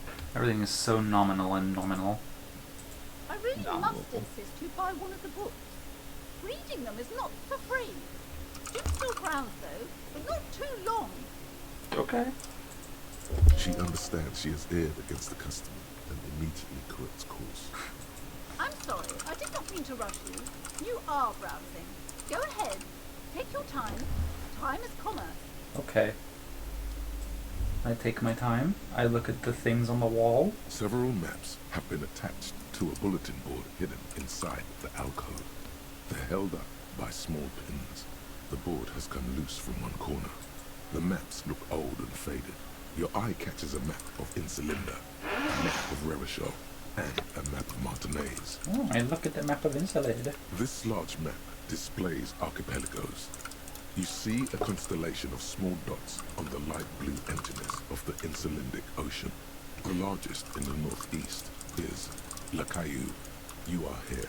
Another, far away in the southwest, Seminese Islands, Ile de Fantôme. What else? Ozon, Laurentide, Fas a la Mer, Archipelagos, North Arcade Islands. All just specks of dust on the vastness of the Insulindic. On the edges of the map, the color fades into a blur of dotted lines, black and white. In the northeast, a dust mite stands on the north coast of Caillou in a bookstore. It's you. Wow. What fucking, like, grand tale are you typing? You'll see. Okay. Okay. Is it okay if you, go on, what the fuck is Yeah. it? Noise suppression. Thank you. I was just mute. Mm-hmm. Okay. You see cities on the islands? You can, on Caillou, Revachol, a single black star, on Ozon, Fondelier, and Vilmandu, on archipelagos, Croyan Morin, Villiers, on Seminine, Olduvai, and on Laurentide, Deora of the Seven Seas. Lost little pearls of light, tiny fires in the dark. The ocean breaks apart into a tangle of cosines and azimuths, all pointing into pale nothingness. Windy is the north azimuth. Grad is the northeast azimuth. Samara is the east azimuth. Sail is the west azimuth. Isolas, they're called. Connections to other worlds. Words past the Insulindian, unknown to you. You only know you've never been there. You have little idea what they are. Distant stars, gods. But looking at them makes you feel almost non-existent. Whatever they are, the Isolas are immeasurably large compared to you, and very, very far away. I like immeasurably large things. Perhaps they are gods. Gods of distance and outer dust. Like a Revachol? The north coast of a verdant island is shattered by the delta of a river. It is the River Esperance. Countless bridges put the shards back together, connecting city blocks to river islands. La Delta says a great artificial heart in the center, teeming with life forms and construction. To the east, rolling hillsides, Le Jardin, Stella Marie, the suburbs of Saint-Baptiste, swallowed up into the megacity. They sound rich to you. This is Revachol East. And the west of the river? Hudon. It's somewhere to live. Not bad. Then there's Jamrock. It's bad. People shouldn't live there, but they do. Then Forberg. It's almost as bad, and much larger. Then Coal City. It's the worst. Coal City? It's so small you can't even see it on the map. No, wait. There it is. North of Jamrock. The strip of coast next to the Greater Revachol Industrial Harbour. It looks downright despondent. It's almost Coal City, to be honest. No, this is somewhere to be. This is all you have. But it's still something. Streets and sodium lights, the sky, the world. You're still alive. Wow. Look at the map of Martinaise. It's not really a map. It's a tourist thing.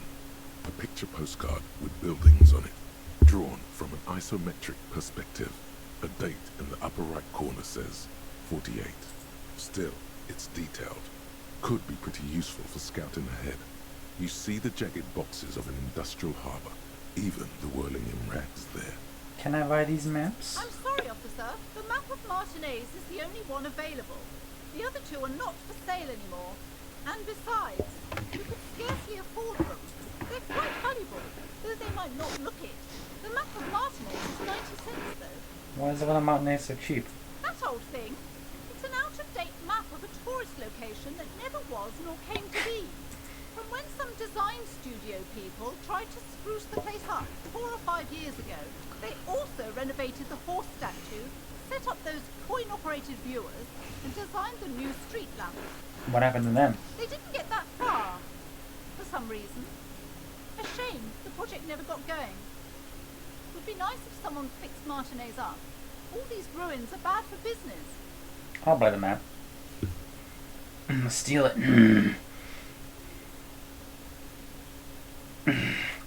I'll steal it. No one will ever know.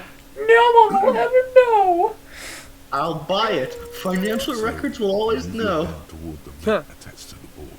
Before you even reach the map, you're interrupted. Perhaps not.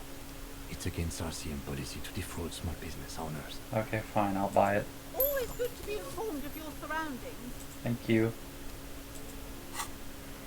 Me looky mappy. The worn map features the patchwork grid of the streets of Martinez, with directions to appropriately touristy locations. Year 48 resides on the upper right corner. Your finger moves through the various streets, across Rue de Saint-Gislain and Rue Saint-Sipar, over Saint-Brun and Martinez North, finally coming to a halt on the spot where you are currently standing, although the map gives no such indication itself. For a more detailed view of the map, go to your journal and select the map tab. Okay. Map. Sick. Hooray. Oh, it tells me where everything is. Oh, Yes. Wow, that's so cool. So cool, so cool, so cool. Okay.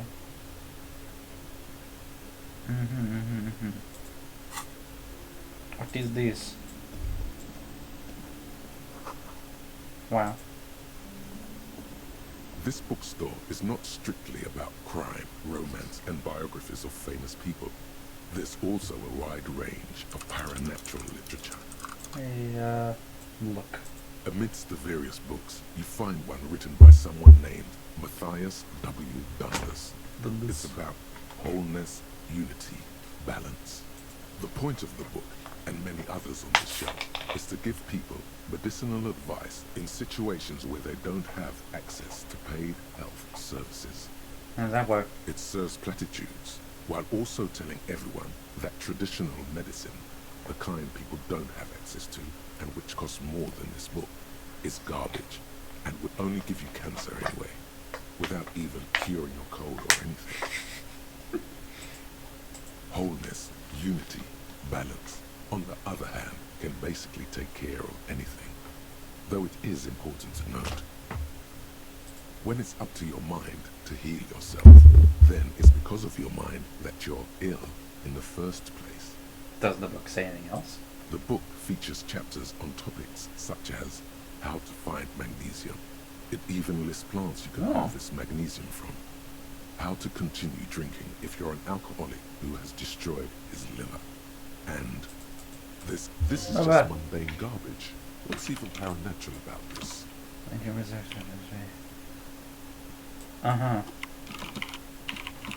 Find something truly otherworldly. The throbbing in your head increases with every passing moment you gaze at this shelf. Suddenly, as if out of nowhere, a small green book becomes apparent. The title of it reads, Medicinal Purposes of the Pale. What's the pale? The book contains very little explanation on the matter. This knowledge seems to be taken for granted.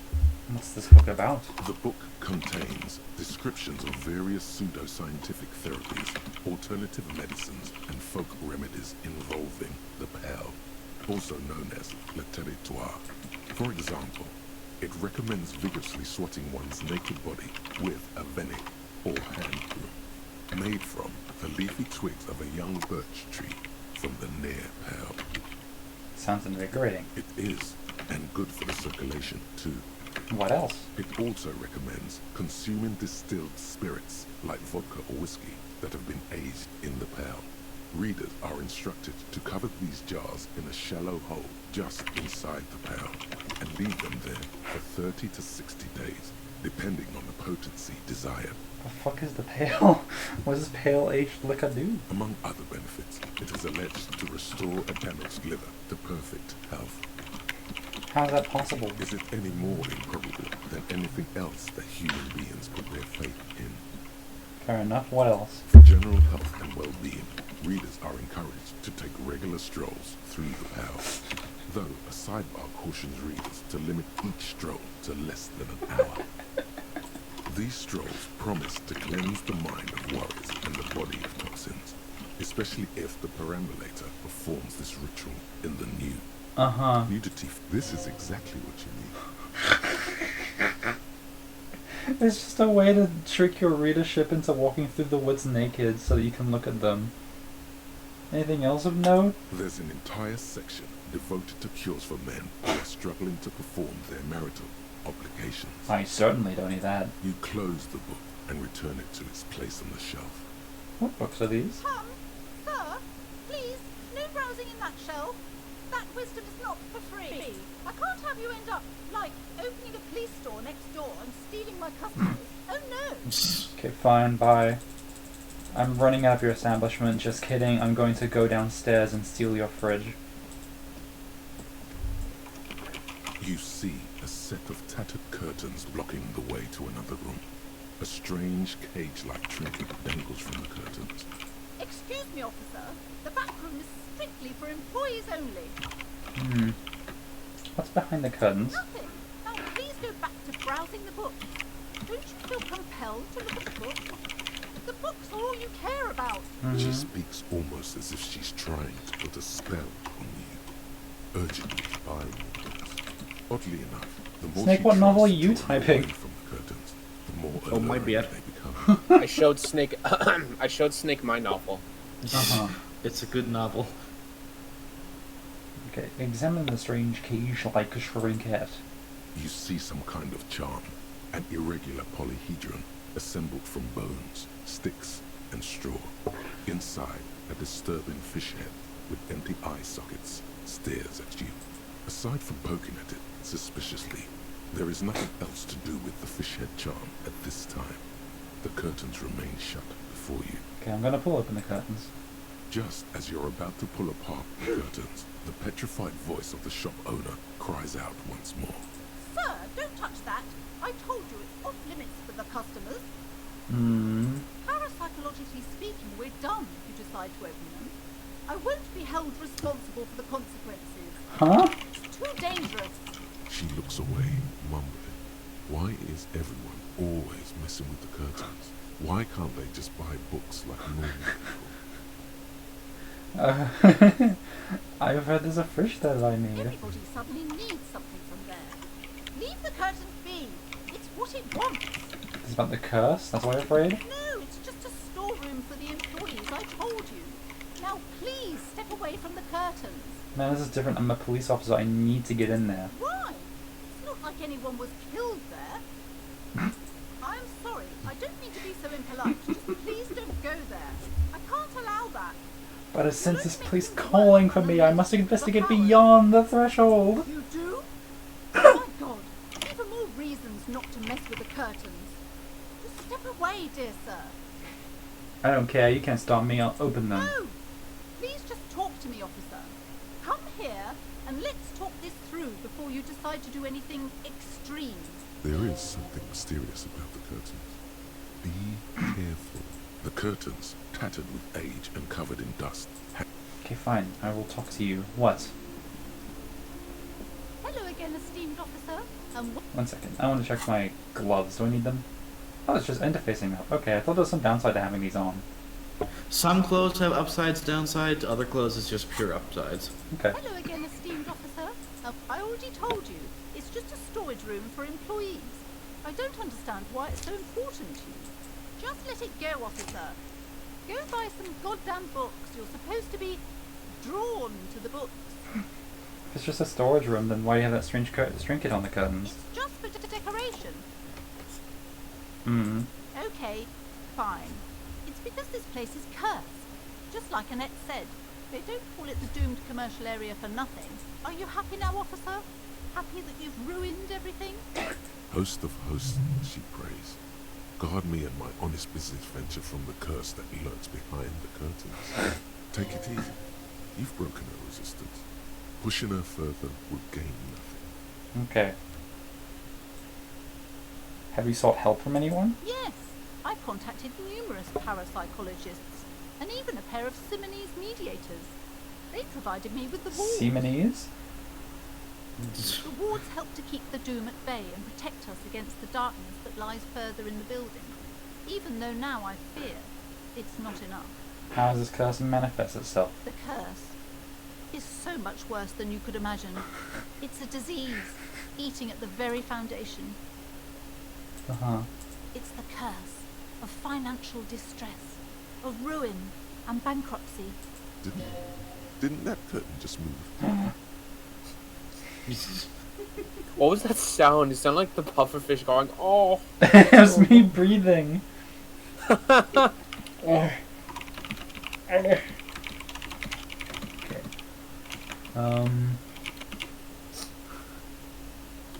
Annette mentioned the previous sentence had experienced some financial troubles. It's not just that, officer. We're dealing with something supernatural here. It's the cacodemons, feeding off bad business practices and disappointing income statements. This is great. She's been fed bullshit by somebody who's making money off of her, probably. There's something wrong with this building, I can tell you. Ever since I arrived, I've sensed an eerie, lingering presence. Uh-huh. As if I was unwanted here. Sounds familiar. Strange. I feel unwanted too. What does it mean? Truly so? Perhaps the dark energies are leeching off you. You shouldn't stay in the store too long. It may be dangerous. Would you like me to take the case? I could investigate, see the curse is real. Most certainly not.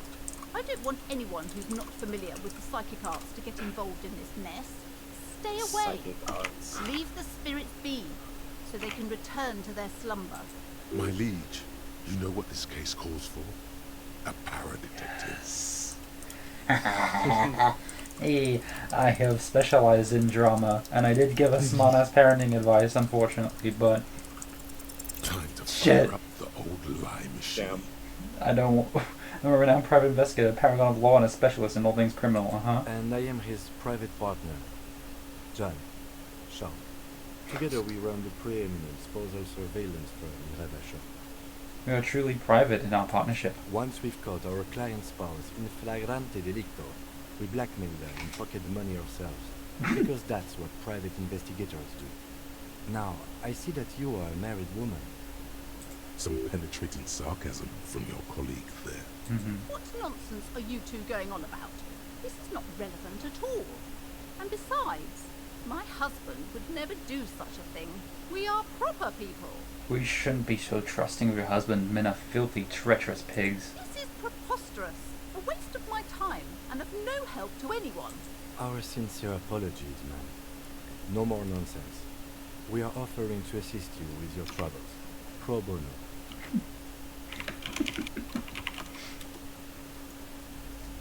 It's a good offer, ma'am. I urge you to accept our help. It may be the only chance to save your business. That's right. When not spying on the love affairs of the ultra-rich, we solve unusual mysteries by the unknown. What better way than to ask us? Oh my god! Will you stop with that incessant yelling? It's too much. If you wanted the key to the back door, you could have just asked for it. Fine, I'll ask. Can we have the key? Absolutely not. Seriously, I need to get to the fridge in the cellar. It's a police matter. I have a dead body to take care of. A dead what? Oh my god! A victim of a curse! The curse is killing people. It's killing now. You're right, the curse is worse than ever. That's why you need to let me in there to investigate. You're right. It's worse than I imagined. We definitely have to contain it now. Fuck yes. Yes, this is your chance. Only a remote viewer can solve this case. This definitely softened her up. Okie dokie. I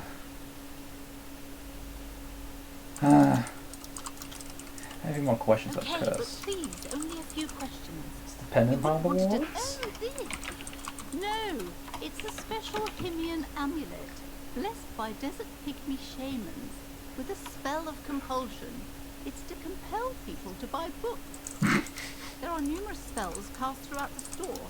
I had the books anointed with a different inducement spell, for example. It's guaranteed to boost sales 15%. Jesus The Christ. woman before you scared. That is very funny. I'm going to rip open the curtains now. The curtains tattered with age. Yeah! You see a dimly lit room full of dusty furniture and trash. A doorway stands in the back, covered in dozens of scary little cage-like trinkets, your shadow looming over it like an omen. I warned you. You're unleashing forces beyond your understanding. Okie dokie. What's in here? Ghostly silhouettes of hairdryers. Oh god. David Bowie! A vaguely androgynous portrait of a man, I was right. A heavy door with a missing handle stands before you, covered in dozens, if not hundreds, of little oddly shaped trinkets and charms. It appears to be locked. Okay, knock on the door. Only an echo. No one is there. A hollowed out, dark echo. I mean, I'm not gonna be able to do this. But... Uh-oh. Uh-oh. Oh, Ow. okay. Do it again. Ow. Shoot. Whose moronic idea was it to just run through the door? Don't you know that things like that, This wasn't really the best idea, was it? Are you alright? No, it was not. These looked pretty intense and painful, I must admit. Yeah. What is going on there? Are you really trying to break down the back door? I warn you, don't tempt the spirits, officer. Don't tempt the spirits, or you'll damage the holy wards on the door. It barely looks like you've done any damage to the door, however. It's still locked and closed, covered in dozens of little charms and trinkets. Damn, I'm close to death now. I have to save my game. Oh, happy 2012. Happy 2012. Oh. Happy 2012. Also, Rosa's in the chat. Hi, Rosa. They did not call it out earlier. Can you please let me in? You've hurt yourself now. I told you not to mess around back there. What are you even trying to accomplish, you fool? Okay, I need to know what secrets lie behind the door. It's part of a spiritual quest. You're only making things worse. Stop it. Be compelled to look at the books. Go to them. No. Bye. Go to them. Yeah. Sounds like the narrator from Stanley. Mhm. Terrible. I don't know how to convince you of this, but you need to buy books. Oh, critters. Hello. Have you no shame? Whining about your back every time you bring out the measuring tape. Honey, you're a man with a fork in a world of soup. Please, let's just try to enjoy the game. Big sandwich. I'm trying to, but you keep breaking my concentration. You're old. I can see that. We're both old. Now stop grabbing your ass like it's a girl. I will do this immediately. I'll grab the ball and show him how it's done. Oh.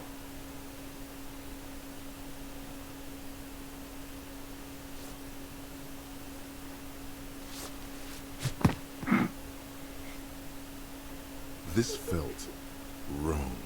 Wrong like touching your sister's breast. Through your sister's breast. Mon Dieu! Good job, officer. That was an excellent throw. Oh. Why did it feel so wrong? Your muscle memory knew what to do and went for it.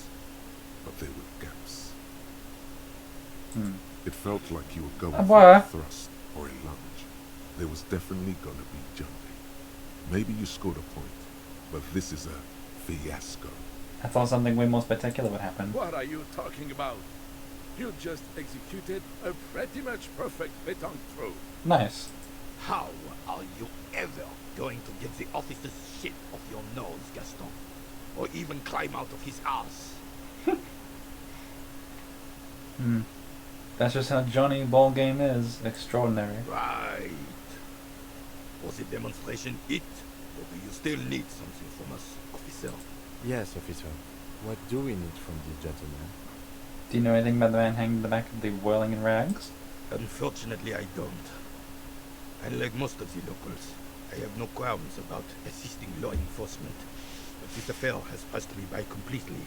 And most of the locals? In Martinez, the union is the law. Can you really blame them? But you don't have a problem with cops? Stop is a pejorative term. I don't have a problem with policemen. On the contrary, I admire the effort to bring order to our streets. So again, you don't know anything? If I knew, I would not be afraid to tell you. I simply don't. I'm an old man, not a coward. The daily business of the riffraff no longer concerns me. 'Tis true, sire. He knows nothing. Mm-hmm. This is a man with a lot of past, but little present, and almost no future. You seem to be playing in a crater. Yes. The terrain here provides an interesting variety to a familiar game. Do you know what created it? I do. Fire from heavy artillery. Okay, it's a crater left by artillery fire, but why? Why what? Why was heavy artillery used? Because that's what happens when communists hijack your country, execute your supreme leadership, and turn your capital into a slaughterhouse. You use heavy ordnance to clean up your home. Wait, who are the communards again? Commies, communists, socialists, anarchists, call them what you like. They just chose the name to feel special. Senseless sentimentality. Did you use artillery fire against them? Sadly, no. It was the foreigners who brought them to their knees. We fought valiantly. Too valiantly. So valiantly we got licked. Should have fought dirty, like they did with their suicide sex cult propaganda and mad anarchist greed strapped to shrapnel bombs. We didn't though, and we lacked caliber. God bless him, but the suzerain's cannons simply weren't big enough. Okay.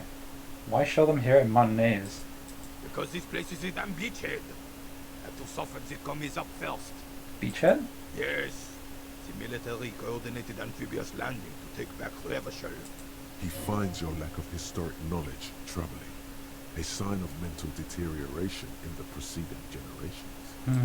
Martinez was used as one of the 3 footholds in Revachol during Operation Deathblow in 08. The other 2 are off in Stella Maris and the Delta. Nod thoughtfully and turn to look northeast. This here is Blood Ground, where coalition boots first made landfall and cleaned those rabid dogs out. Most likely, we're playing pétanque on their mangled corpses. Blood Ground. You got old René going there. Like he isn't hungry enough already. Is that why everything is so bummed out? Damn right, son. They let the fire of hell on the city before they stormed it. And it worked, too. The rest of the city got cleaned up, but Martinez they keep as a monument. And now the Union Socialists are practically running the place.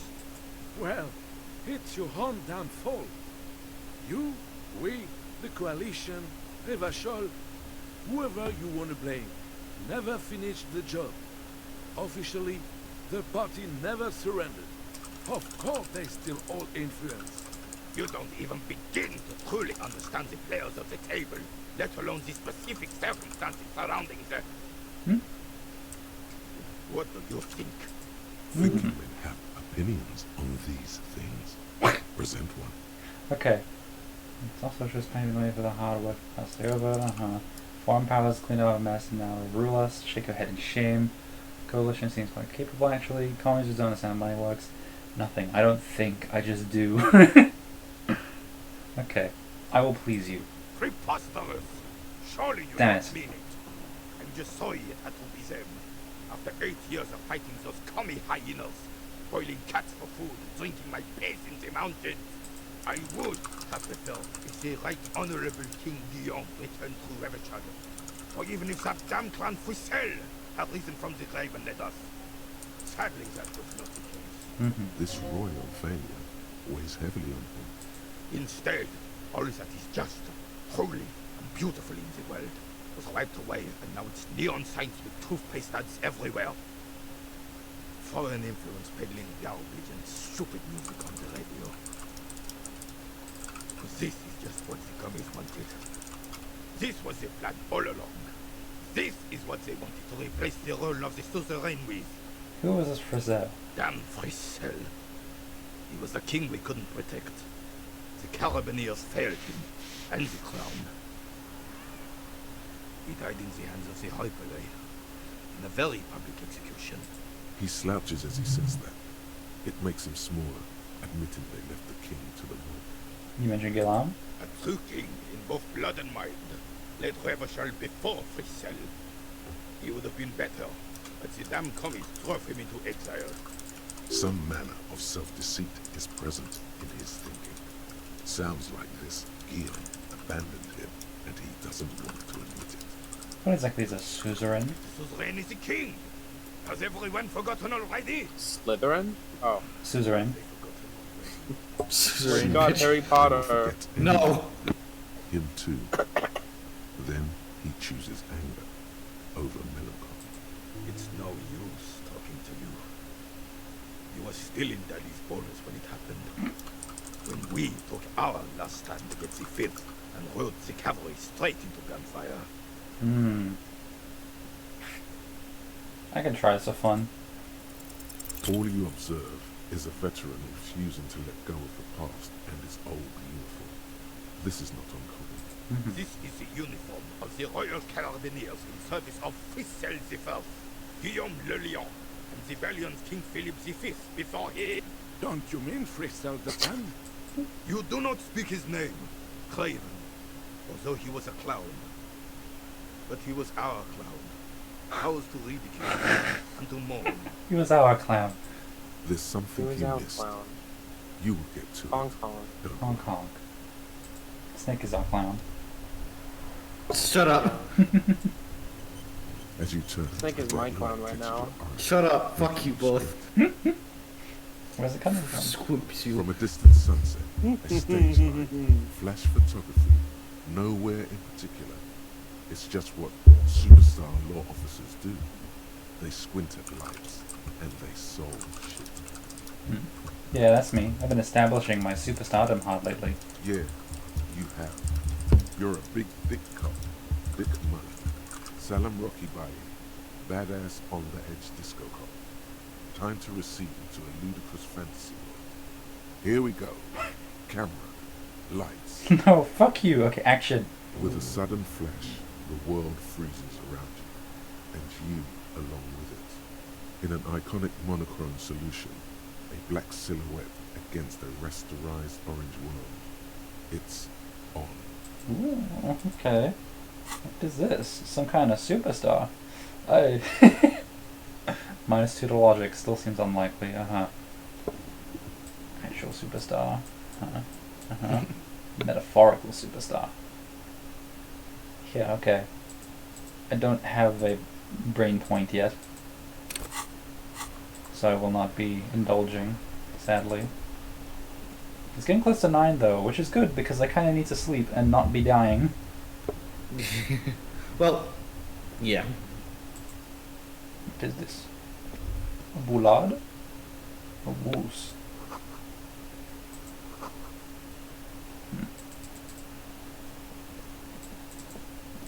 This is the bookstore.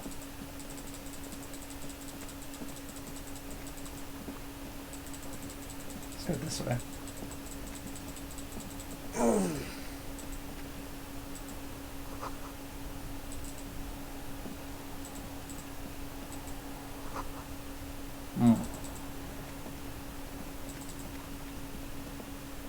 Ooh, a goodies in a box.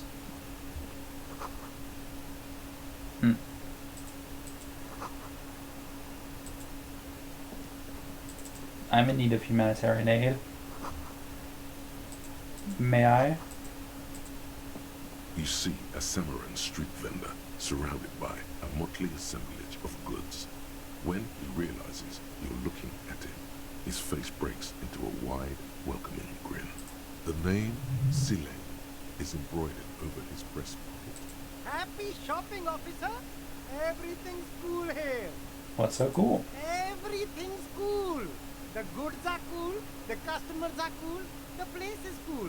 And one more thing, officer, you're very cool. Thank you. Bang, bang, bang, bang. Okay, really? You think I'm cool? Oh, yes. You got style. You got personal style. You know what you like. You like premium menswear. Look around and browse. Everything looks cool on a guy like you. Take your time. Persuade him to give me money. Where are you from? Me? It's a boring story, officer. Who cares about the past? I'm all business now. All Revachol. But you're not local, are you? Very sharp, officer. I'm Serais, from the Sigai province of the Serais Empire. The apricot suzerainty, you know? Yum. Apricots are delicious. The apricot suzerainty is what the Sigai archipelago is commonly known as in Ravachol. It's a bit of a fraught term, I'm sure you understand. What? No, apricots come from Sigai. My grandma used to grow them. But Sigai is a shithole. That's why I came to Revachol. Here's much better for an independent entrepreneur. Less I laws. like how there was the lieutenant explains in the middle of like lieutenant's dialogue for some reason. Speaking of, why not support an independent local entrepreneur? I send half my profit back to my grandma in Sigai. Well, if it's for his grandma, you should buy a lot of things. Should buy a lot of things. Oh, -1 to my roll because poor underprivileged grandma. Shit. The food packages you're selling have humanitarian aid written on them. How come? You mean these delicious pre-packaged shelf-stable meal kits? Really easy to cook, no hassle, really cheap too. Buy some, try them out. Okay, I think one said not for resale on the packaging. No problem here, officer. I get all this from one of my suppliers, an extremely reputable guy. Wait, Humanex, humanitarian aid. Does your supply drive that Humanox lorry over there? What? A convincing performance. Bravo. Look, officer, I'm just a retailer. You'd have to talk to my supplier if you got questions about the supply chain. That's how the game works. Interesting. Okay. I got my brain point. We'll need more if we're going to pin this one down, he thinks. Good questions, though. Sharp eyes, officer. It's for show, my liege. He knows you need more than this to bust this guy. Later, perhaps. Okay. Humanitarian macaronis. Okay. I'm gonna say, give me. No need Oi. to bust this one up. Just tell him what you want. You, I want your money, now. Oh, okay. But why, officer? I don't know, it was the only thing I could come up with in my head to ask you. I need to get money somehow. Ah, yes. Money is very important. Are you trying to ask for a bribe? If so, you're not doing a very good job. Sorry, detective. Great. Excellent work. Okay, I'm not gonna give myself a brain yet. I'm gonna give myself a muscles. Just a little bit. So I don't die. So now you have 3 health? Yeah. Cool.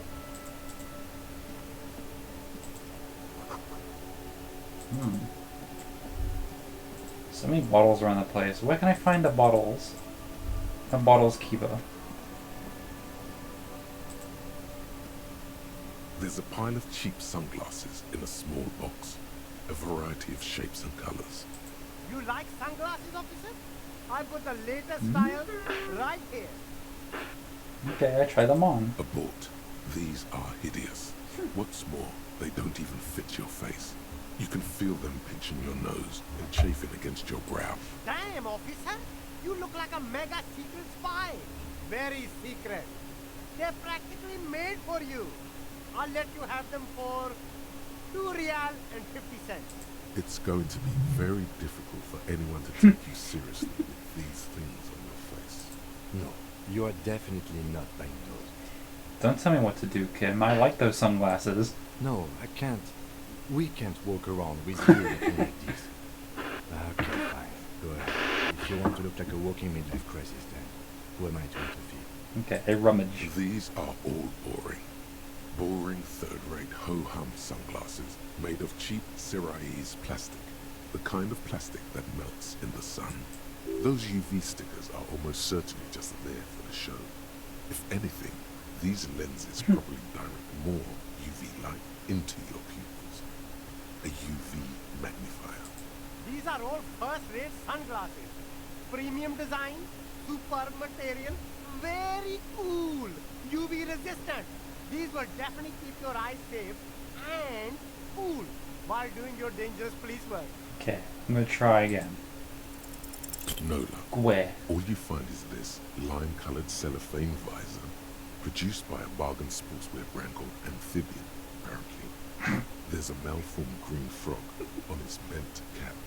Oh, that visor is perfect for you, officer.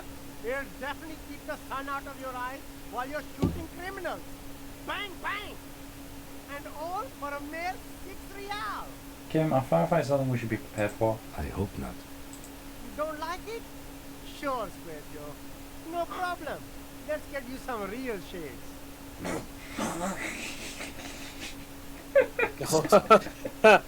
Froggy hat. Froggy hat. Oh yeah, these shades are terrible. Oh my god, yeah. uh, Shades of self-destruction. I was expecting like aviators or something, but those are horrible looking. Oh, more garbage! Yum yum. Yo. Fingerless gloves. Ooh. Sick. No more You don't need interfacing. shades when you can have epic fingerless gloves. Hell yeah. I go big on electrochemistry. Okay. Hello, Greta. Evening, officers. A burly man hangs out by the waterlock, carving up a generous serving of salami with Salami. an old hunter's knife. His eyes are fixed on a man stranded on the other side of the waterlock and on an enormous billboard that has fallen down into the canal between them. Okay, first things first. What are you doing here, man on the waterlock? My friend Barry the Butcher is stuck on the other side of the waterlock.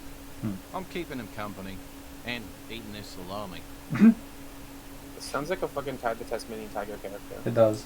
From the corner of your eye, you see a man in a yellow shirt and grey overalls waving at you from across the canal.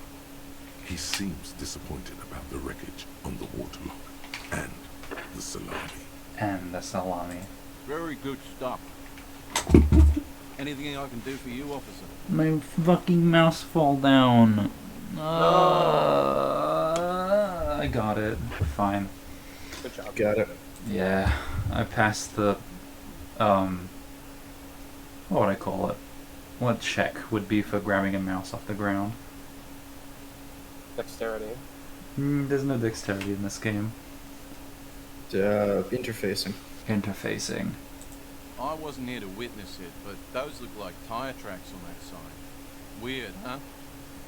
Then again, plenty of daredevil drivers in Revachol. The words Daredevil Driver sound ominous to you. Too bad it also takes a year and a day to repair anything around here, especially a waterlock. The rest of the coast is closed off till then. Can I have some of the salami? Sure thing. Oh. It is salty. It is savory. It is chewy. The hangover only makes the salami more tasty. Oh, fuck, I want salami. Oh, Want some too, officer? Why not? Nice. I gave Kim food, we're good. Hell yeah, you're a friend. friend. Well, there's the fishing village, an abandoned fish market, a bizarro church. Not much use to the congregation, though. There always seems to be something wrong with it. Yeah, not really much else. Just bombed out ruins. Okay, bye.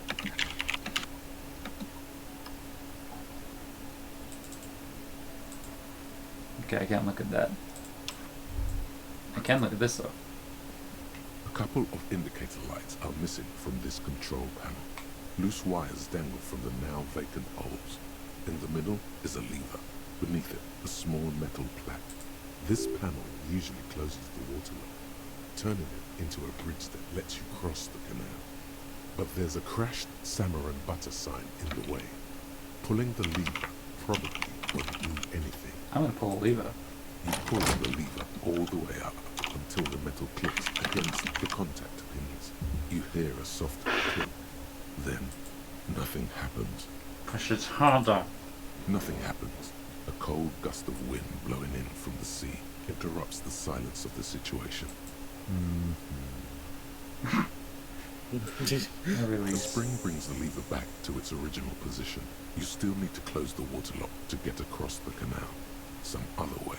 Okay. Wasn't there a sign over there saying functionality will be restored on Wednesday morning? Okay. Bye-bye. I come back on Wednesday. Little shack. Pawn shop, yes. Hello. Why are you in a tube? Oh, that's a... okay. It's not often that I see officers from the RCM in my pawn shop. What can I do for you? His courtesy is not insincere, but he prefers being alone with his projector, just watching the movement of light across the walls of the shop. Okay. Sorry, I feel like I'm interrupting you. Oh no, not at all. I guess I haven't had many customers lately, RCM or otherwise. Who are your customers usually? All kinds of people come through here. Locals, travellers, people looking for a deal, people looking for a keepsake, people who are terminally bored. As you can see, I have a wide selection of goods for everyone to choose from. Okay.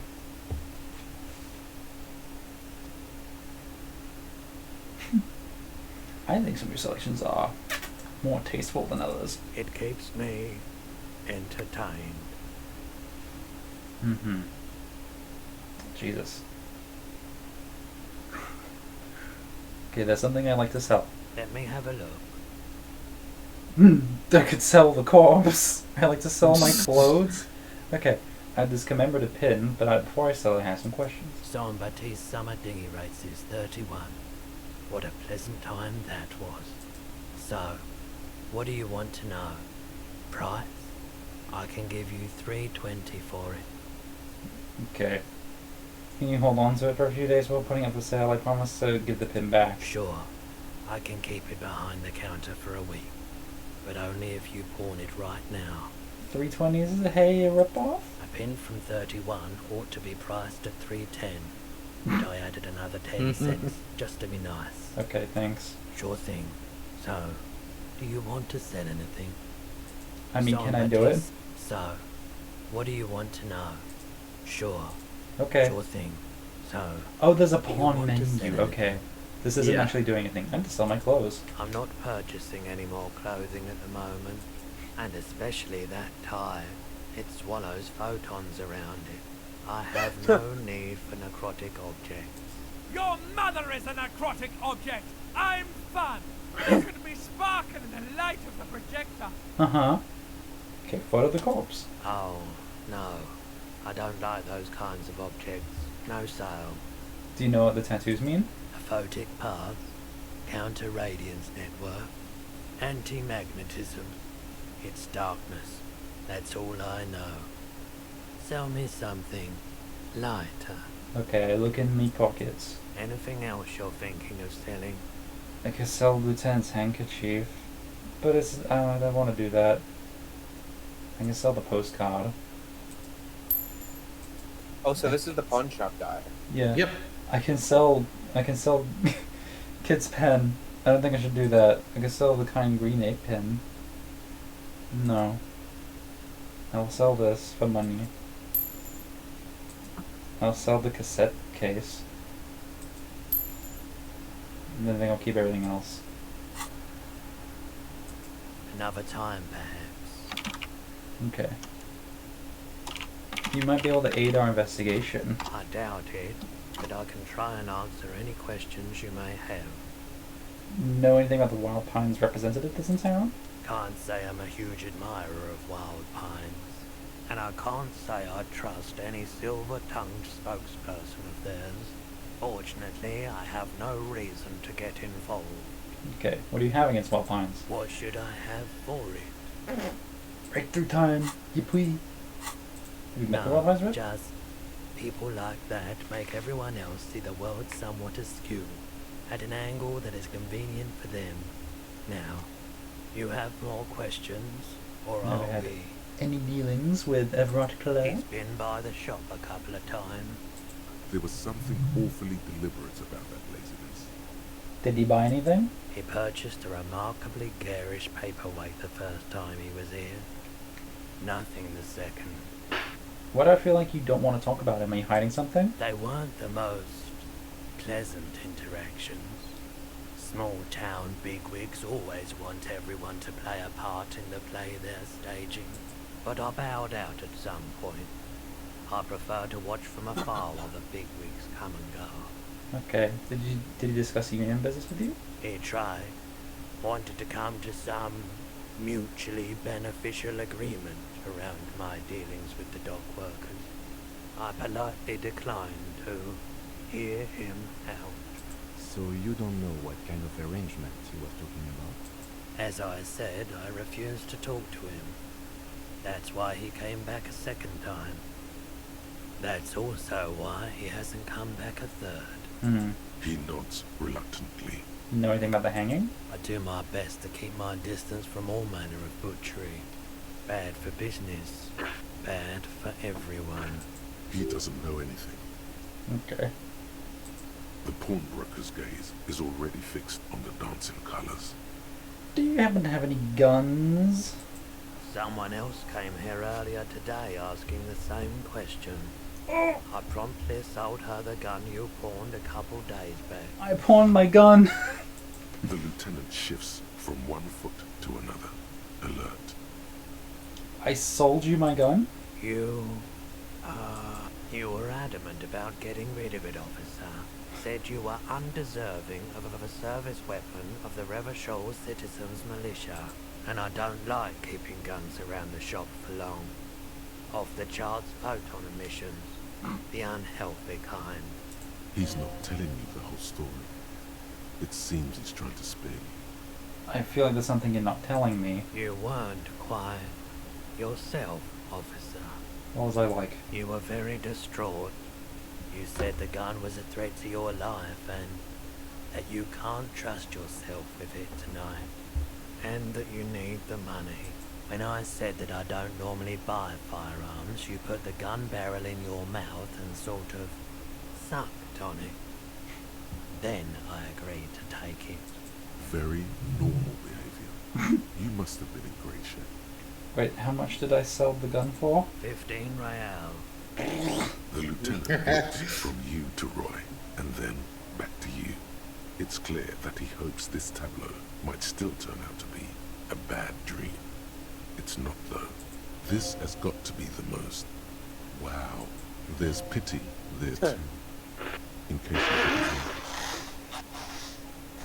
Happens to the best of us, I guess. It certainly does. Especially in Revachol. Was the buyer a policeman too? She didn't seem like a policeman. Although she kept referring to herself as a pig. Which was odd. I found her interest in the gun a bit obsessive, but I was just happy to get rid of it, and of her. Truth be told, she was terrifying. Right, so let me get this right. You sold your sidearm, issued by the Citizens Militia, and now a civilian is running around the streets of Martinez with it? Miraculous. His face does not reveal what's happening inside. I'm sorry. I'm sorry I sold my gun. Yeah, it's not good. I do hope we manage to clean this mess up somehow, while also keeping our focus on the murder investigation. This mess? He means your What was that? mess. I heard a sound.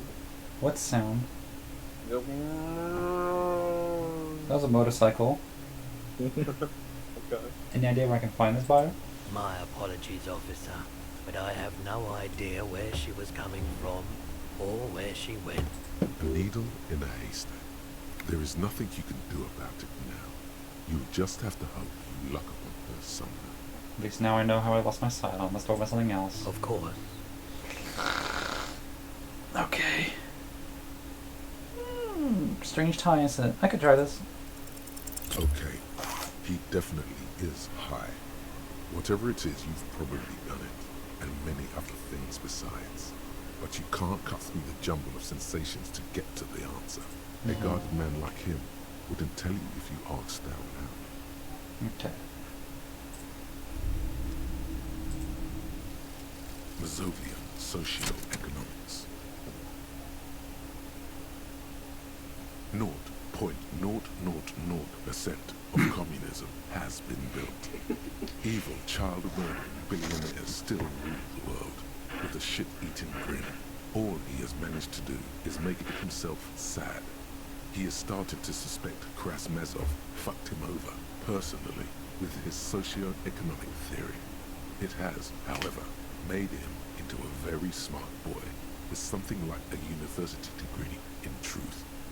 Instead of building communism, he now builds a precise model of this grotesque, duplicitous world. Nice.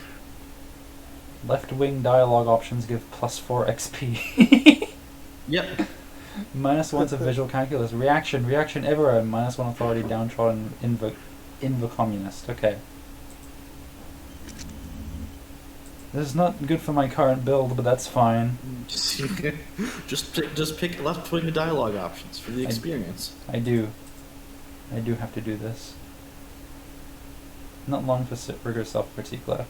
I don't get to see what that does. Check down my gun. Yeah. Close walk on Wednesday. Okay.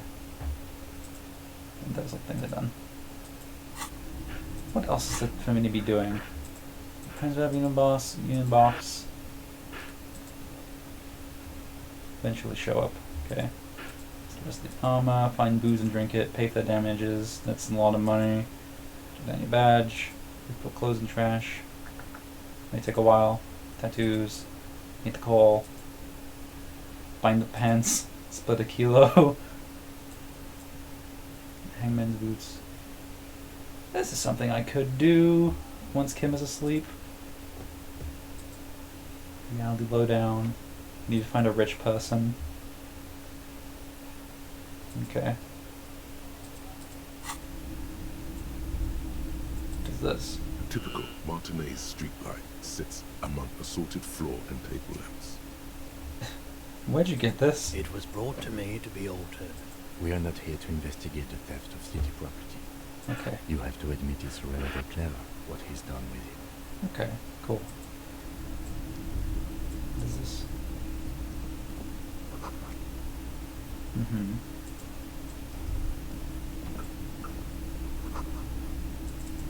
The boomboxes on the shelf look well loved and well traveled. Chipped, dented, they stare at you with the unblinking eyes of their tape reels. Stand on the tips of my toes to see more and fall over and smash myself into the bust of the woman and have her fall on my head and crush it, yeah? One especially catches your eye. Okay. Deep gold and amber plastic with a big old handle on top. A classic boombox that says Stereo 8 approved. This is you. Golden orange. A sunset suite. Shut up. Just make sure it works before you buy it. Shocky, this Stereo 8 approved machine here. Is the Harman Welshie W2. Made in Vespa. Designed in Seoul. Plays all reel-to-reel format. 2mm, 8mm, 12mm. It's even got a little radio in there. It'll set you back 12 real. What I really want to know is, could this device come handy in my police work?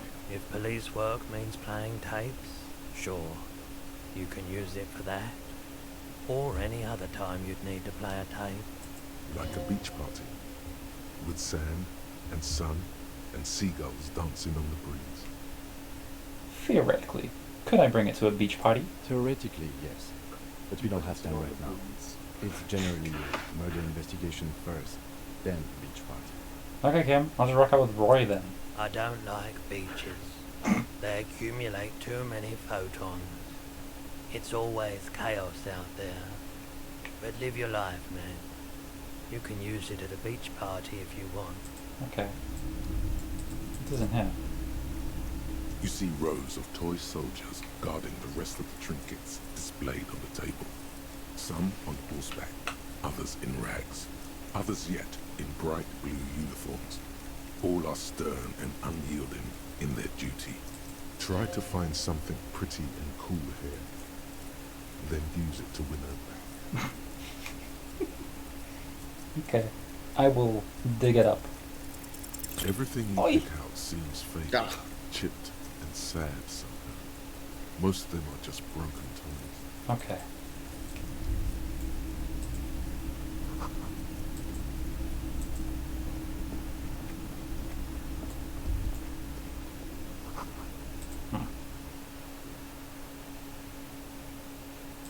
Okay, it's past 9. Can I get the lowdown? Yes? What do you want to know? Yes, pissing competition. What's there to say? It's just stupidity. What kind of stupidity? The cop kind. Our precincts can't decide if Martinez is part of Jamrock or the industrial harbor. Yours or mine, as if we somehow own parts of the city. Typical street gang mentality. So we've let the Union make a mockery of law enforcement here. And now it's come to its natural conclusion. So there's a struggle over who runs Martinez. Well, sort of. It's less a matter of who gets to police Martinez than who has to. It's an orphan district, in other words. Okay. I think the dispatch desk just told both our stations about the hanging. There was quite a brouhaha at the 57th, I can tell you that. Time to settle it, they say. Crop off. But I assure you, I am not their finest or toughest, with 102 cases solved. What I am is least interested in a pissing competition. So he volunteered to represent the 57, but not out of competitiveness. On the contrary. Okay. Wonder what this says about me, that I was sent by my station.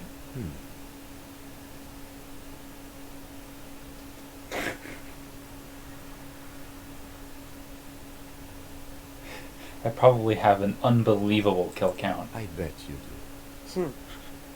Why, you agree? The 41st is known to kill people. Oh. Often.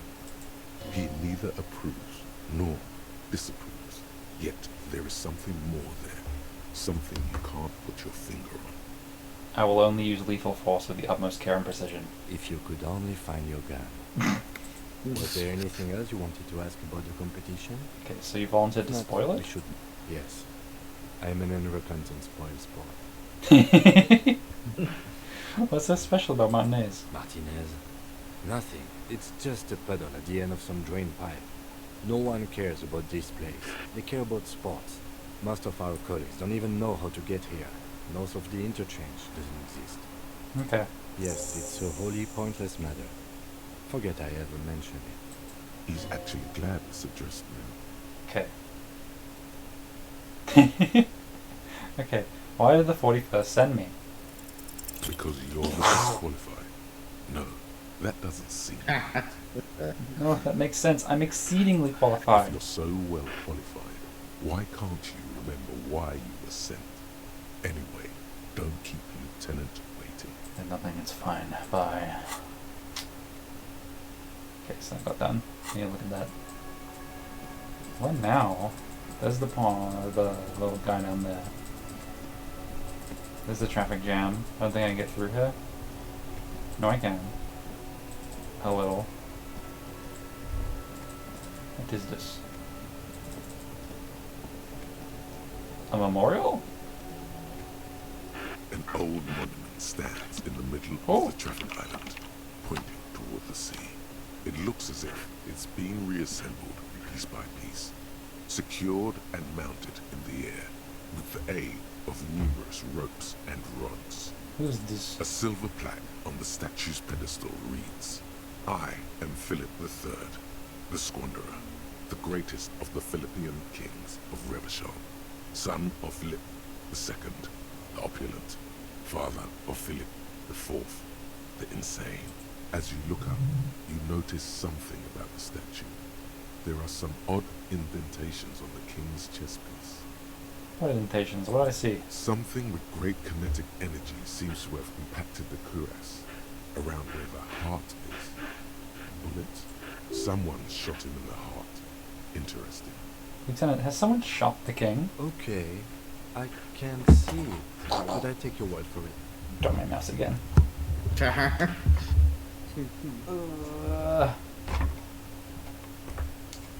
Okay.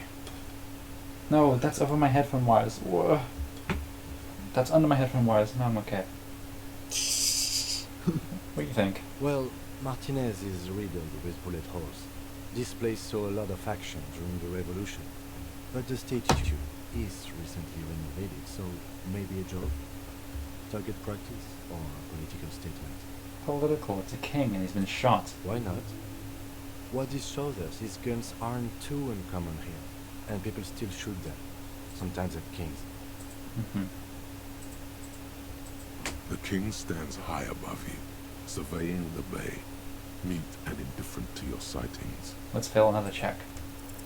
Even by the standards Ha! of Go the fuck yourself. kings, old sumptuous Philip was known for his profligacy.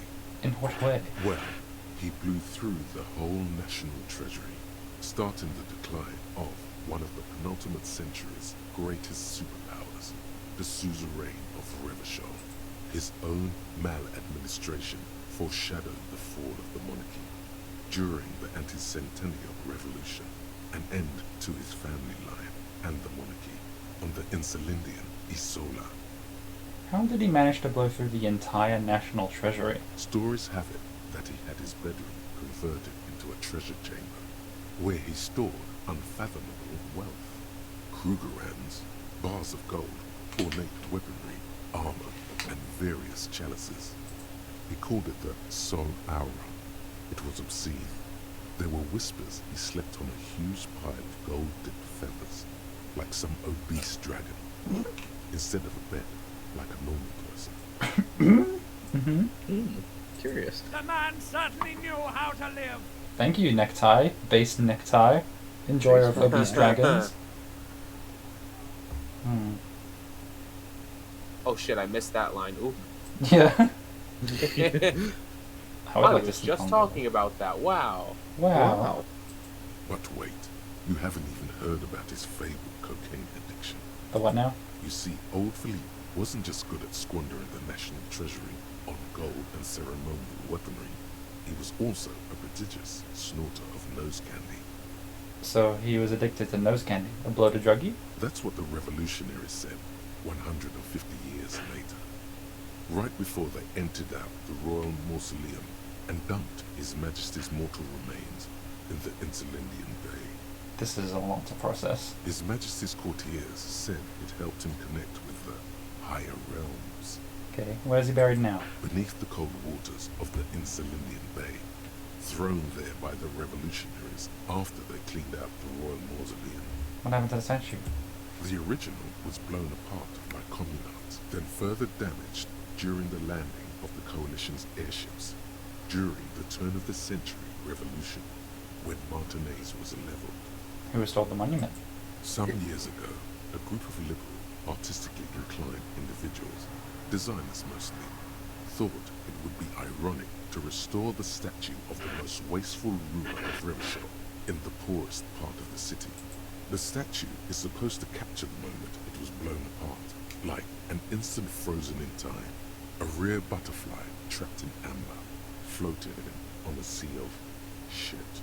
That's brilliant, so funny, nihilistic. People in Martinez tend to disagree, as do many prominent art critics and thought leaders, with more nuanced social awareness than the young ironists. Philip III, the squanderer, however, with his bronze face up in the air, doesn't seem concerned about what the hoi polloi think of him in death. Fair. What a guy. I need to go to Garrett and give him my fucking $4.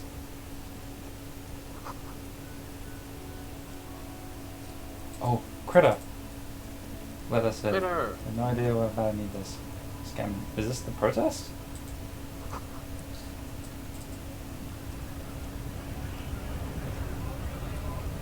Hello. Bastards! We have a right to work! Okay. I am the law. Yes. People get that you are low. You really don't have to keep saying it. Hold up and stay frosty, everyone. Cops are here. Mm-hmm. You here to fuck with us? Beat the honest worker down. Why should I? We're here to fight for a cause. Stripes usually have problems with people who have causes. Okay, then I'm thinking no. Good. We're fighting for a cause here. Right to work! Right to work! Besides, we're not that different. It helps if people see us talking, cops and strikebreakers together. Shows authorities are on our side. Builds confidence. Okay. What kind of cause are we talking about? Rights of people. Rights of workers. To have gainful employment. To make a salary. And feed their families. Okay, I have some questions for you. Maybe you should ask them questions. Like, why we're not allowed to make a living here. Shame on you! We have families to feed, you piece of shit.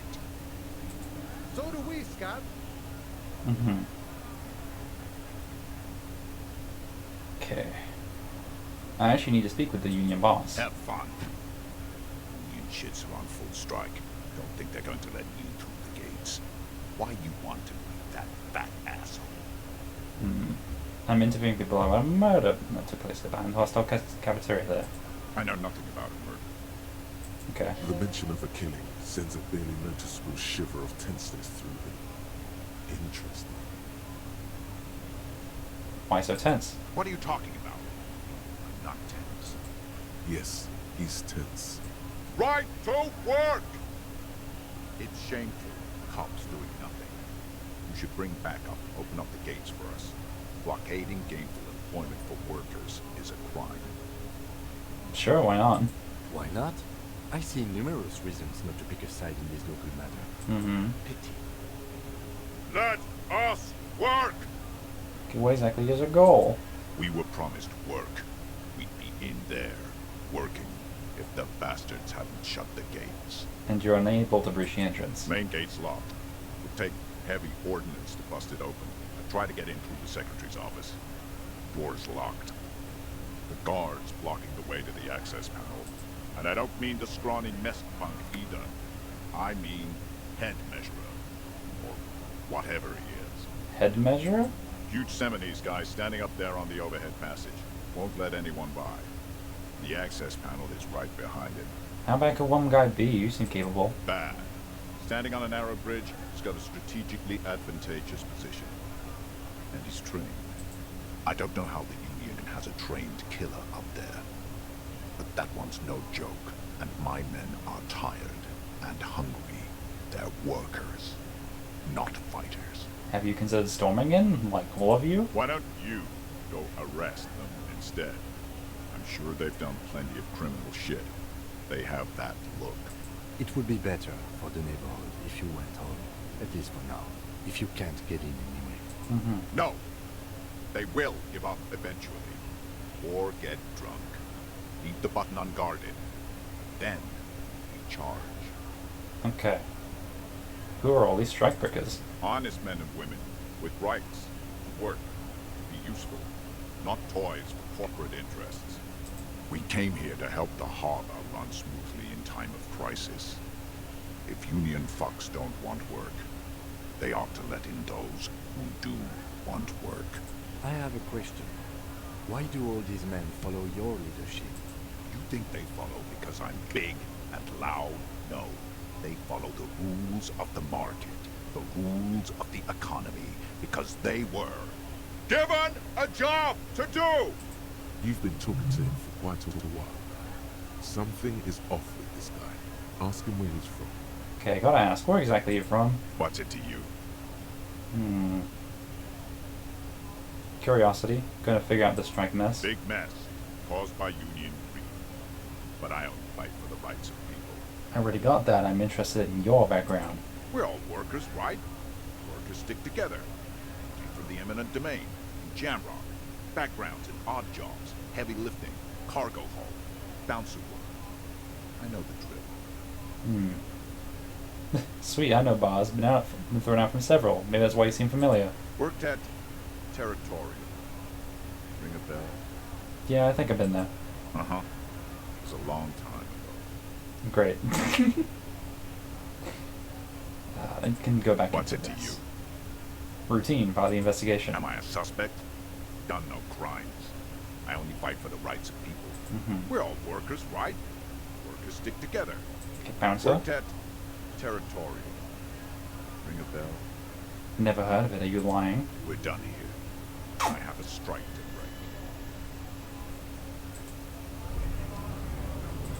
Anyway, Rigorous self-critique. I got a thingy. You got a thingy. Here it is. Hard facts from the man you are. You once walked into the locker room and were caught. You held a young woman by the arm and kept her in your apartment for 20 minutes against her will. That's right. These are not flights of fancy. These are real deeds, Harry, emerging from the darkness of your past. You tried shooting a fleeing suspect in the foot, but hit him in the pelvis, crippling him for life.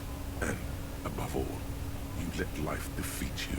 All the gifts your parents gave you, all the love and patience of your friends, you drowned in a neurotoxin. You let misery win, and it will keep on winning till you die, or overcome it. Let me look at the bonuses. Int and psi red check failures heal 1 morale. Oh! Phys and not red check failures heal 1 health. That's pretty cool. This is pretty cool. Okay. Hooray! You get bonuses for sucking shit. Yeah, which I've been doing a lot of lately. Pretty cool, okay. Hi. Scab? What exactly is a scab? A kind of a worm, content with mere survival. They come, they want to do our job for shittier pay, screwing over both themselves and us. Everybody loses. Okay. You don't seem to like them much. Gotta be bloody stupid, freaking evil to Scab. Or I guess, scared maybe. But scared of what? Of who? Personally, I'd rather beg than scab. If the gentleman shouting on the street came begging, maybe they'd have gotten something. Okay. We tried talking to them? We've explained the matters, but they don't listen. This lot would be reasonable and go home if the big guy wasn't riling them up all the time. I'm not a scab, I'm a cop. I was just messing with you. No one's ever seen a cop scab. Imagine, you cops going on a strike, but then another cop comes in and says, let us cop for less money. Speaking of, what brings the RCM here? To the Wild North? Come to see the strike? I need to get past the gates and speak with your boss. Oh, good, good. What matters do you want to discuss with Everard? He might have information about a killing that took place behind the hostel. Everard's got a lot of knowledge about a lot of things, eh? Doesn't often dole it out though. But sure, why not? Doesn't mean you can let me through the gate? I don't operate in that capacity. I'm not a granter of passage. The passage grants itself. Beneath the jolliness, he suddenly seems doubtful. That's simple. I just walk in. Aye. Walk right past Measurehead, go in. Past Measurehead. Yeah, the 2.5 meter tall Semini supremacist there.